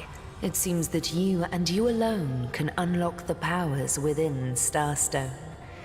Yet we are not the only entities who know these stones to be so much more than pretty gems. Why, of course, that's what they were doing. I have recorded their doings, you see. Collectors of Starstone, more and more by the day. Now I understand. They'd keep the stones from our reach. They'd prevent the mending of time. Without these stones, Hunter, there will be no Rivalon. The entire tapestry will crumble. Even this plane will fall victim to the void's insatiable hunger. That shall never be, milady. As sure as Zix comes before Zax, we will put a stop to it. First we mend the tapestry, then we stop the void. Please, our most mysterious guest, are you ready? Are you willing? Will you hunt out the stones? Will you help us restore what has been lost? So, what do you think, Source Hunter? Not but a moment ago, we were hunting Source in Rivalon, and now we're being told that we alone can prevent the end of time by way of some magical stones. We can't deny our reaction to Starstone. There must be something to all of this, mad as it may seem. Source Hunter, do tell! No matter how improbable, anything is possible. If the Weaver tells the truth, we have some serious work ahead of us. I am the last chest, the last chest, the last chest! If you believe yourself worthy of rifling through my ample treasures, I do dare you to prove it! Find my 4 sisters, no more than one in each of the realms of your wide world, and each by each, you'll discover how to open me!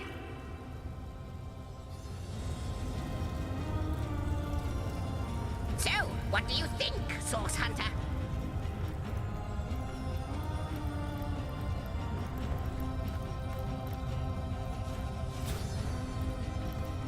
The glint in your gaze and the set of your brow suggest to me that you've not given up on our dear old Rivalon, not just yet. No, with you searching out Starstone, I believe we'll mend the tapestry in no time. We'll find out just who you are and how exactly to send the void back to wherever it came from. But you'll need a way to travel between Rivalon and this homestead, won't you? Who wouldn't want to see what fantastic changes your search will yield? And who knows what the Weaver might discover about you? Luckily, the power of portals is known to you, so I'll let you in on the little secret of how to transport back and forth from the end of time. Just, don't go sharing it around. Never know who we can trust these days. Off you go, then. You've Starstone to find, and I've a tapestry to examine. Surely there must be some clue here as to how on earth you're related to the end of time. Cross my heart, hope to fade in the void, I honestly don't know. But ask her. If she claims it is so, perhaps she knows why. Like the imp said to the ballista operator, shoot! Wouldn't it just? Would that I had a Starstone sightseeing guide, but alas, such a booklet does not exist. Just like yourselves, Starstones are curiously absent from history, both in my writings and on the Tapestry of Time. From what I can gather, though, they were once cherished by devious sorcerers whose reign ended long ago. The stones are therefore most likely to be found in the ancient places of this world.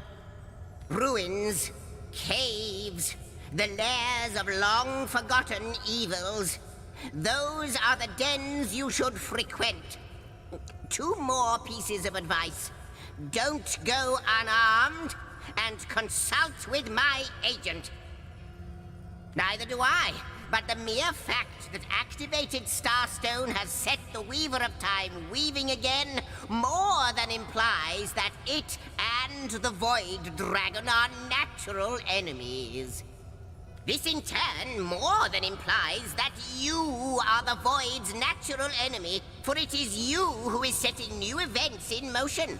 You who is handing the Weaver new threads. And that which she is weaving is more than an ornament to decorate the shelter plane. It is both history and future history. It is all of time. We may not understand the how yet, but our aim is clear. We shall save creation from the grip of the Void. Now, isn't that a lovely mission? Oh, I don't know if I'm more than those things per se, but having been given a divine mission does have its perks. Old age can't touch me, that's one. Immortality is mine as long as no one skewers me with a sword, and even then I'll be back in a jiffy. But of course I have a price to pay for something that is priceless. It is my duty to record all of history, and an arduous task that is. Not to mention how much stress that void out there is causing me. The end of time. I'll be out of a job. So, gather those starstones so that we may know the history that was lost. Know so that we must not repeat what leads us to this dangerous precipice, but do better and close the dark eye of the void forever. Lonesome, observing the frontier of creation, surfing the vibrant tide of the eons, always approaching yet never reaching shore. Lonesome, being privy to all that has been and all that is. Well, yes, actually. I don't mean to complain, but one certainly doesn't mind a bit of company now and then. Perhaps you can imagine the profound pleasure it is to have made the Weaver's acquaintance after all these years. I can hardly wait to pick her brain about the great battle of the Sons of Sigurd. The last Rivalonian who remembers it died more than 7,000 years ago. Before you go, Source Hunter, a final word. Once you return to Reveln, there will be someone waiting for you. My agent, my eyes and ears upon your world. I hope he'll be able to help you as much as he can. Time, I need hardly remind you, is of the essence. How welcome you are upon this realm, our most honored guest. I hope you begin to find this place more familiar than it may yet seem. In the ethereal threads of eternity, do I record the deeds of gods and men, of beasts and spectral apparitions, the drift of continents through changing seas, the rise and fall of empires, the shift of every grain of sand on every beach, the fall of every raindrop on every world, the all but imperceptible touch of lovers' hands. This and all I chronicle without fault. Except, it seems, you. Ask and I shall answer, if I can.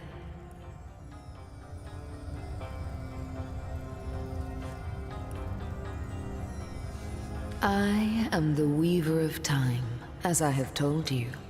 Though my existence is one that falls behind and yet far exceeds the verb, to be. I am but what I am, and that is task. It is the same for the historian. Chroniclers both are we of the epics of eternity. Perhaps we are one and the same. Task multiplied by 2. Who has made us? I do not know. Why have they done so? I do not know. Am I the beginning, and am I to be the end? Who shall say? Perhaps I am the first thing in creation. Perhaps I am creation. Perhaps I am the creator. Or maybe it is you. You who makes dying stars rekindle. Time alone will tell. Alas, the answers to those questions still elude me. You and Starstone remain the imperfections upon the tapestry. As yet. A hidden answer lies behind this veil of inscrutability, though. For the link between you and the stones reveals that your destinies are intertwined. I believe that Starstones will not lead you to new places of wonder only. No. They will also lead to new knowledge through the restoration of the threads of old. Oh, Hunter. I have no need for company. Like I have no need for air or appetite or affection. All I need, and all I am, is time. And time is running out, unless you remedy its decline. And yet, I do enjoy your companionship, for you may prove to become the cure that will heal my slipping soul. Quite so. Your absence, it should be an impossibility, but no matter where I look, you cannot be found. I do not know you, which makes you my one perennial imperfection, a blind spot in the eye of time. But perchance I may be cured of this blindness. Perchance the blemish may be undone, and time can be redeemed. What it is but a seed bereft of sun and water. What it could be, that is what the Starstones will tell us. What it is but the end. What it could be is the end of ends. I reside in another realm altogether. But ever since the end of time appeared in these deep dark skies, I materialized here, as if forced to watch the one thing that is unwatchable, unendurable. A thankless task that you may yet free me from forever. I think that perhaps you can redeem time, because you create time. Indeed, you have set in motion an event I no longer held possible. Know that no longer I did weave. I sat here, at the end of time, and watched on as the void frays the fabric of time like a terrified god that fears the offspring of his own creations. But suddenly there was you. You who stirred the life within the stones. These stones, children of stars, they place new ribbons along my fingers like phantoms out of time. New threads emerged, and I began to weave anew. Starstone gives me new strands to braid into the tapestry. And because you give Starstone energy, it seems that you are creating time. These Starstones, please seek them so that time may yet be mended. Please, for the sake of all that lives and all that loves, seek them so that the void may yet devour itself alone.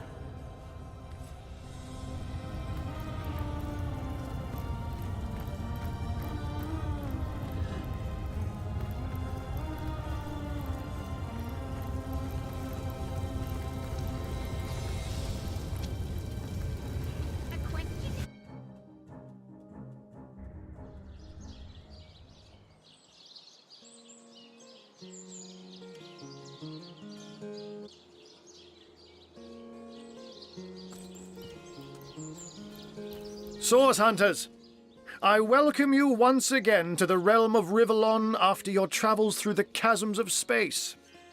Nice to have found a shelter, wouldn't you agree, where you can come to no harm.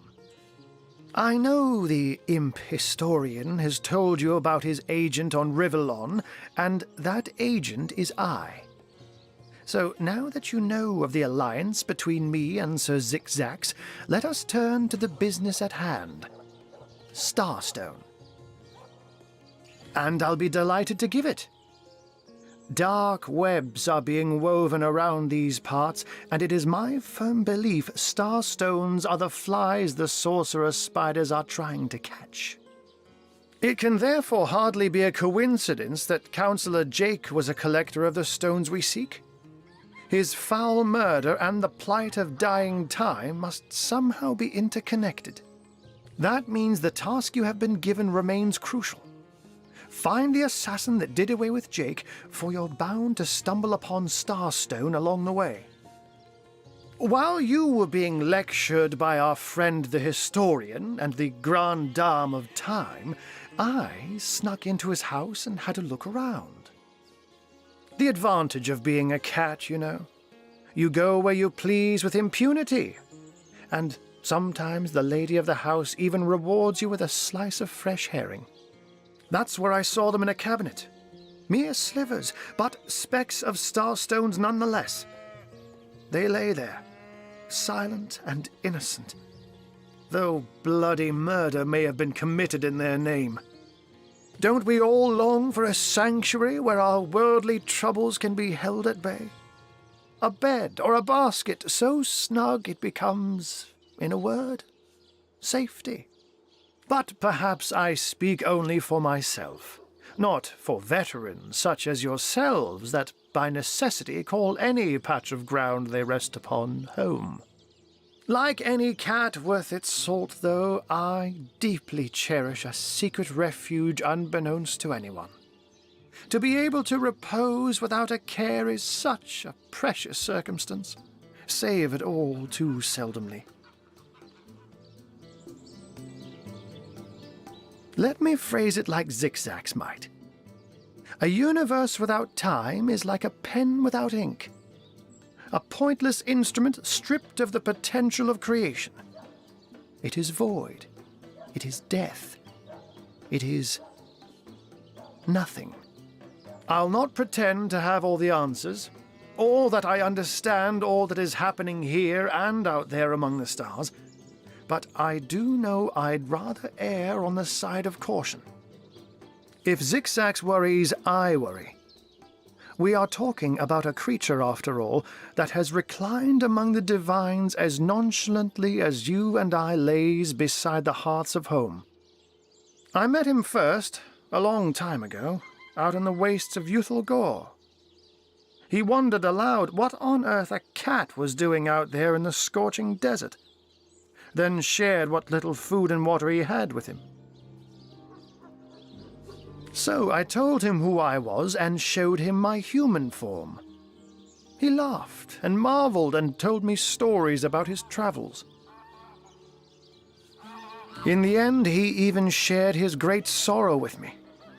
The unspeakable thing you saw through his looking lens. I was awed and frightened, but swore to help him in any way I could. As of now, That includes helping the two of you. Oh, before you go, here. Take this teleporter pyramid. A handy toy indeed that Zigzags asked me to give to you. You'll need the other one too if you want to make use of its powers, but alas, I seem to have misplaced it. Don't worry though. Use this one here and it'll take you straight to its twin. Now that this matter has been settled, hunters, I shall detain you no longer. But rest assured, I'll do my share of hunting too. So if you spot a white cat during your travels, do stop to say hello.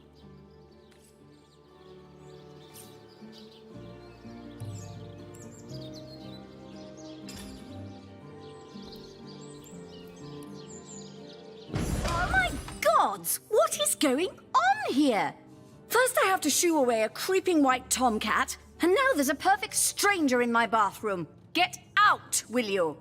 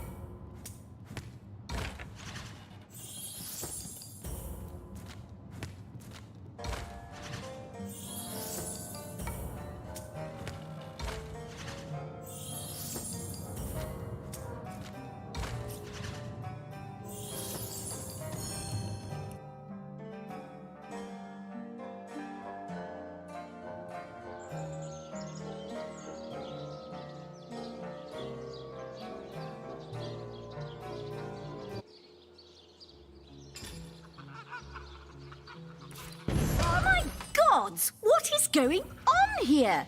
First I have to shoo away a creeping white tomcat, and now there's a perfect stranger in my bathroom. Get out, will you?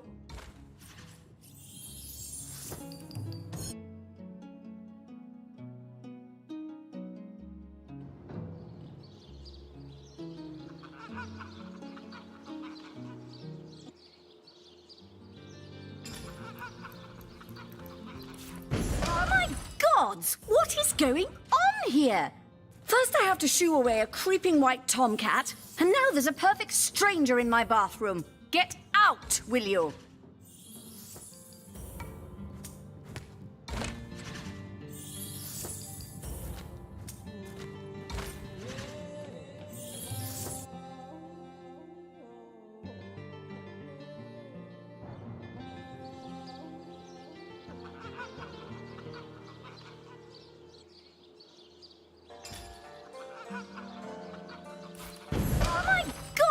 What is going on here? First I have to shoo away a creeping white tomcat, and now there's a perfect stranger in my bathroom. Get out, will you?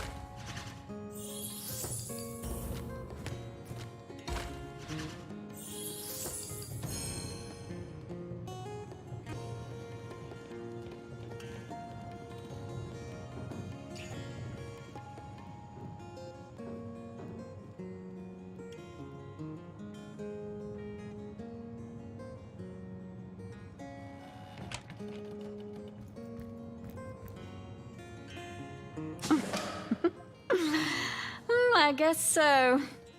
I never imagined my bathroom would be such a hub of community activity. Oh, do be a dear and show yourself out, won't you?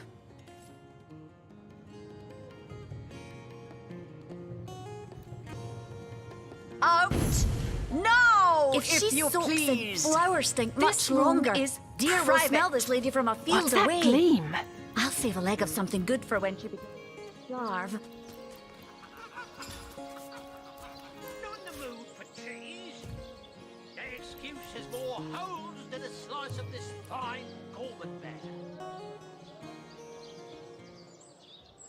That's quite the valuable gift. Around the inn, are you? Aaron has as many Waiting for friends what, as the man. Only the best for my favourite partner.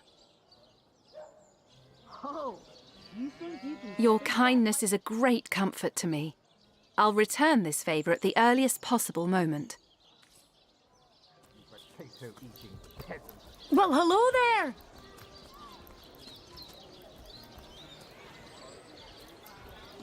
Let's see. Halibut, sheep's cheese... Welcome to the Town Hall of Sysil. Mayor Cecil is waiting for you inside.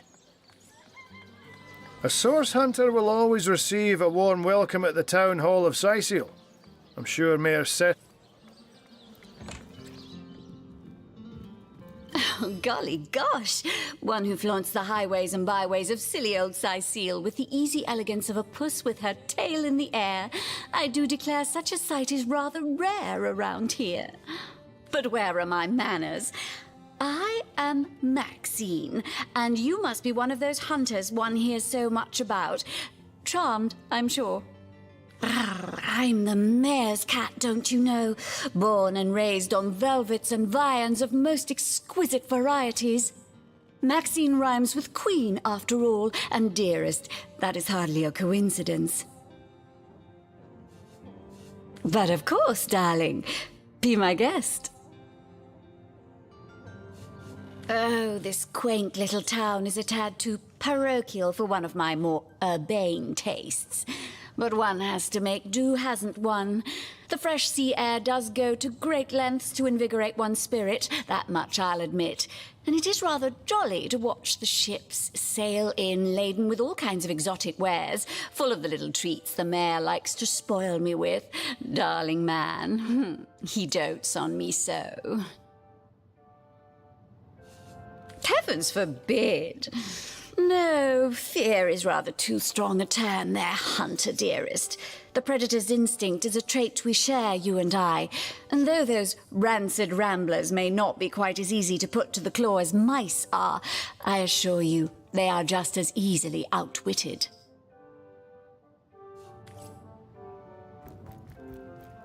What? Oh, it's you. Come closer then. Closer? My ears aren't what they used to be. Nor my eyes, for that matter. Yes, hello, Source Hunter. Our city welcomes you. My elf? What elf? Oh, myself. I am Cecil, Mayor of Sysil, and husband of the stately Cecilia.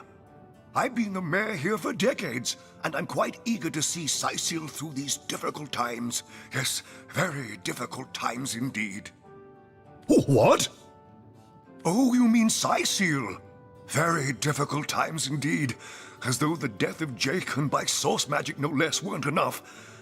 We're also facing all sorts of brutish intruders.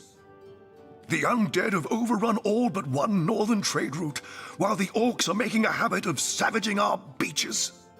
That's not to mention that at the top of this whole caboodle, there's rumors of some new religious sect or cult or some such sticking its tendrils into the innocent, seven-fearing folks of Sysil. And, while we're on the subject of troubles, I myself have a private matter I'd like to bring to your attention. It involves a magic relic I rather foolishly sought, a weapon called the Staff of Pergamon.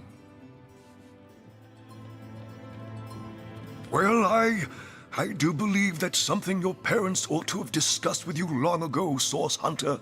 But I suppose if you really don't know, I'd be remiss if I didn't at least explain the basics. Ah, you see, when a lady and a fellow find each other rather nice, well, rather more than nice, they occasionally, well, they... Oh, this is nonsense. I'm the mayor for the 7th sake. I can't be bothered to chat all day about the birds and the bees when Sicil's under siege by orcs, undead, and cultists. What of what now? Oh, you're speaking gibberish. Ah, you mean the Staff of Pergamon. Yes, yes. I was expecting a shipment of weapons, and among the cargo was this very powerful, very rare staff. I managed to place the order through means somewhat, atypical to a government official. Cecil proved an old fool, though, for the merchant slated to deliver it to me has just informed me that the damn thing has gone missing. I fear it may have fallen into the wrong hands, and I wonder if you could retrieve it for me. His name is Conrad, captain of the Tide Splitter, a merchant ship still docked at the Sicil harbor.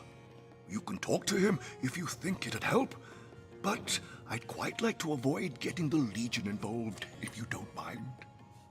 The staff itself contains a shard of an ore, highly valued for its use in the weapons of war. I know use of the material to be forbidden, but I was desperate to do something to aid the townsfolk against the undead. What? The undead? Yes, for the past 2 years those blasted skeletons have all but suffocated this city. With all but one trade route overrun, Sicil's once torrential commerce has slowed to a pathetic trickle.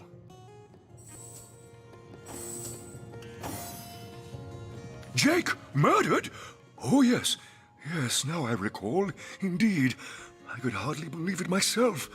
The Council and I have certainly had our differences over the years, but old squabbles evaporate under such circumstances. Most of the townsfolk are certain Jake's wife Esmeralda is responsible. In fact, the Legion have taken her into protective custody to keep her safe from the mob. As you can imagine, I've known Esmeralda for years. That business between her and the Duke of Ferrol was always a bit, suggestive. But I've never had cause to suspect her of violence. Still, one never knows for sure. An all-right bloke, apart from all this Esmeralda nonsense. The whole town knows the only goal of his business trips to Sicil is to spend a night or two at the King Crab Inn with Mrs. Counselor. That depends. What kind of berries are you interested in, exactly? Ah, the library. Yes, yes, you must have a visit. It's the gem of Sicil. Would you like to have a look? I'll escort you upstairs myself. Please yourself. Let me know if you change your mind. You won't regret it. Maxine? What in heaven's name are you? Oh, you mean the mongrel that's always skulking about the place. I spent months trying to teach that worthless hound how to fetch, and it sat through every lesson looking at me as if I were an idiot. Man's best friend, my eye. I've always been more fond of cats myself. That depends. What kind of... Ah, the library. Marvelous.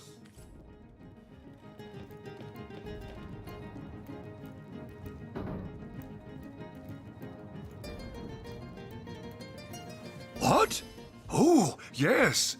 This library is the jewel in Sicil's crown. The beacon of culture and learning in our fair city. My Victoria has every volume you could possibly imagine, and she's got every speck of information about this place packed into her brilliant brain. Yes, Victoria's come a long way from that little bundle of claws and teeth I adopted so long ago. Ah, it brings a tear to my eye just seeing her here among her beloved books. What? Oh, yes, yes. I'll be on my way back downstairs now. Please introduce yourself. I know Victoria will be happy to make your acquaintance. No, this isn't the grimoire I'm looking for. The Pseudomonarchia Daemonum, and the first edition too. Omnes autem mali daemones quam. Sprout little legs in the night.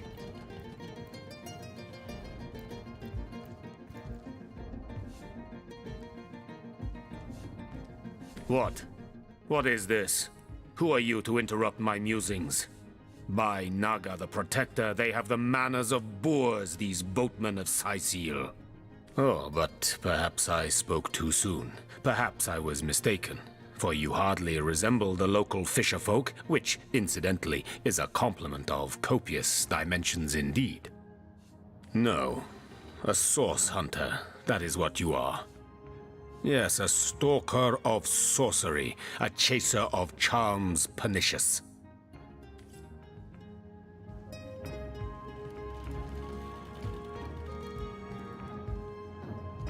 In the name of Amun-Hor, I bid thee Tujda Geta Hal, be welcome, human. My library is yours, as I hope your friendship is mine. Most promising. I am Victoria, daughter of Mayor Cecil. Oh, I know what you're thinking. The likeness isn't exactly striking, is it? When I was very young, you see, I must have been cast out by my tribe, for I was found in a wicker basket floating past Sais'il toward the sea. The fisherman who found me would have drowned me on the spot, for I am an orc after all. But praise be Amun-Hor, dear Cecil was among the gathered crowd, and he took pity on the exiled infant that chance had put in his way. He raised me like I was his own, this kindest of souls, taught me the language of men, their customs and their letters. Thus, I became the city's librarian, a position I uphold with no small diligence and pride. Indeed you may. The wisdom I here hoard is yours to peruse and even take with you. All I can ask is that you return the books you borrow so that others may enjoy them too.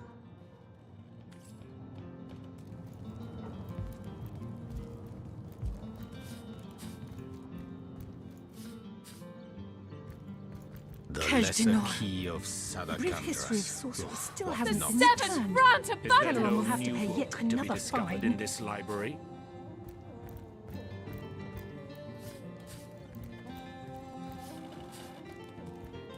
The knight in see-through Fortune! armor. Princess Buttercup with the No, blushing this bottom. isn't the grimoire I'm looking for. Esmeralda Is there no does have new a book to propensity be for all discovered in things this naughty, library? hasn't she?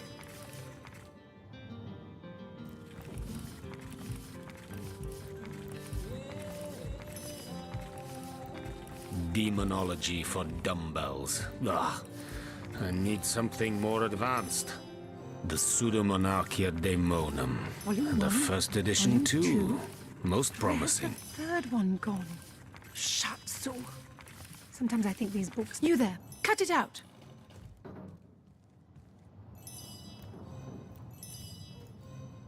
That doesn't belong to us, you know. Need something more advanced. The Pseudomonarchia Daemonum. And the first edition too. Most promising. Kael'thas. The brief history of sorcery still hasn't been returned. Theleron will have to pay yet another You're fine. right, it doesn't. Sometimes I get a little overzealous while I'm on the job. Encyclopedia Daemonium. I know it by Overzealous? No such thing when it comes to sniffing out sorcerers. I say we ought to be able to take and use whatever will make our job easier. No, this isn't the grimoire I'm looking for. The Pseudomonarchia Daemonum. And the first edition too. Most promising. Kael'thas. I need a moment to reflect. And Theleron will have to pay yet another fine. No, this isn't the grimoire I'm looking for. The Pseudomonarchia Daemonum. And the first edition too. Most promising. For the good of all, source hunters ought to be as altruistic as I, without exception. Here. A volume of poetry among novels? Urak! What mayhem. Demonology for You've dumbbells. quite trended towards altruism, haven't you? Is there no new book to be discovered in this library?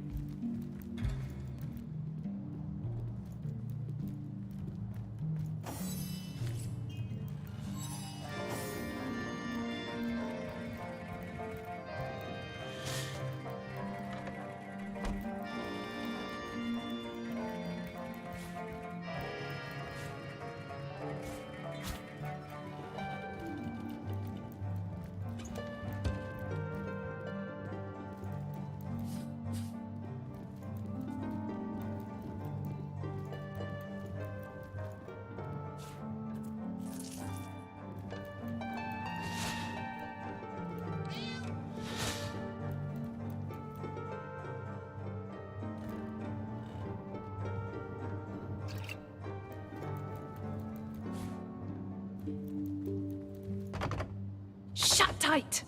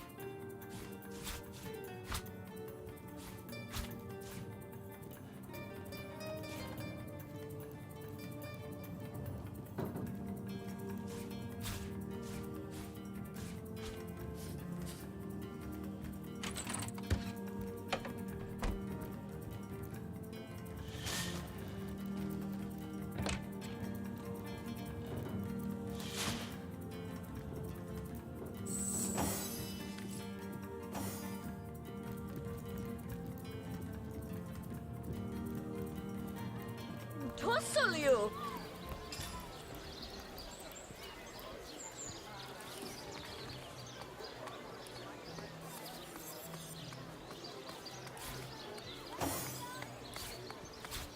Aaron has as many friends as the man with many cheeses.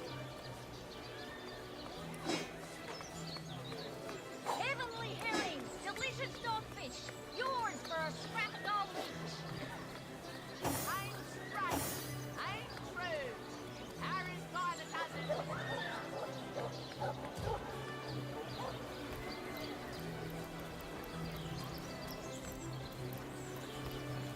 Ah, gracious patron, I see your tired eyes looking a bit teary. I've just the potion for that. Or would you prefer a toasty fire spell to dry those vapours? Aaron has as many friends as the man with many cheeses. Red and orange, yellow and green, the finest veggies Sicil's ever seen. Not in the mood for cheese. Their excuse is more holes than a slice of this fine Gorman there.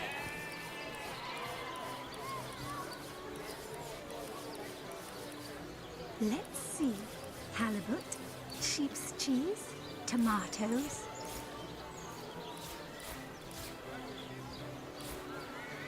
Heavenly herring, delicious dogfish, yours for a scrap dog each. Let us see if you can choose the finest greens. I'm straight, I'm true. Aaron's by the dozen.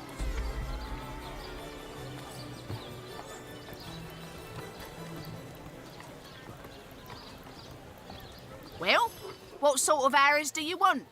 Freezing? Silver? Poison? Get to the point.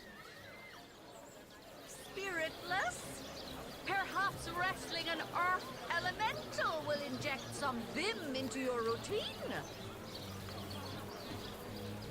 Not in the mood for cheese. Their excuse is more holes than a slice of this fine Gorman there. Toe of snake, wing of worm, brew 'em, spice 'em, stir and churn.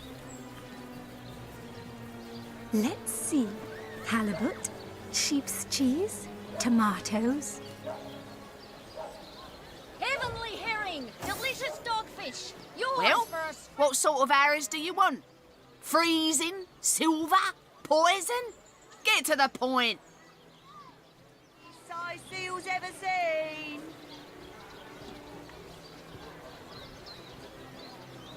Potions to bemuscle you, scrolls to entussle you.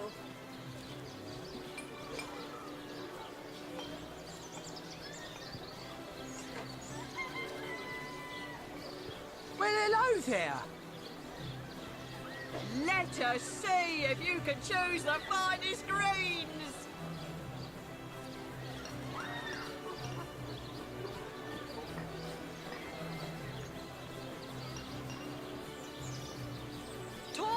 snake, wing of worm, brew and spice and stir and churn.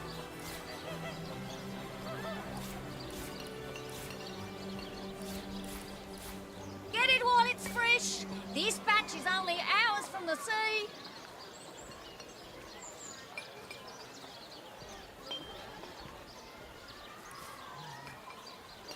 Let's see. Halibut, sheep's cheese, tomatoes. Well, hello there. Red and orange, yellow and green, the finest veggies Siceel's ever seen. No one has as many friends as the man with many cheeses.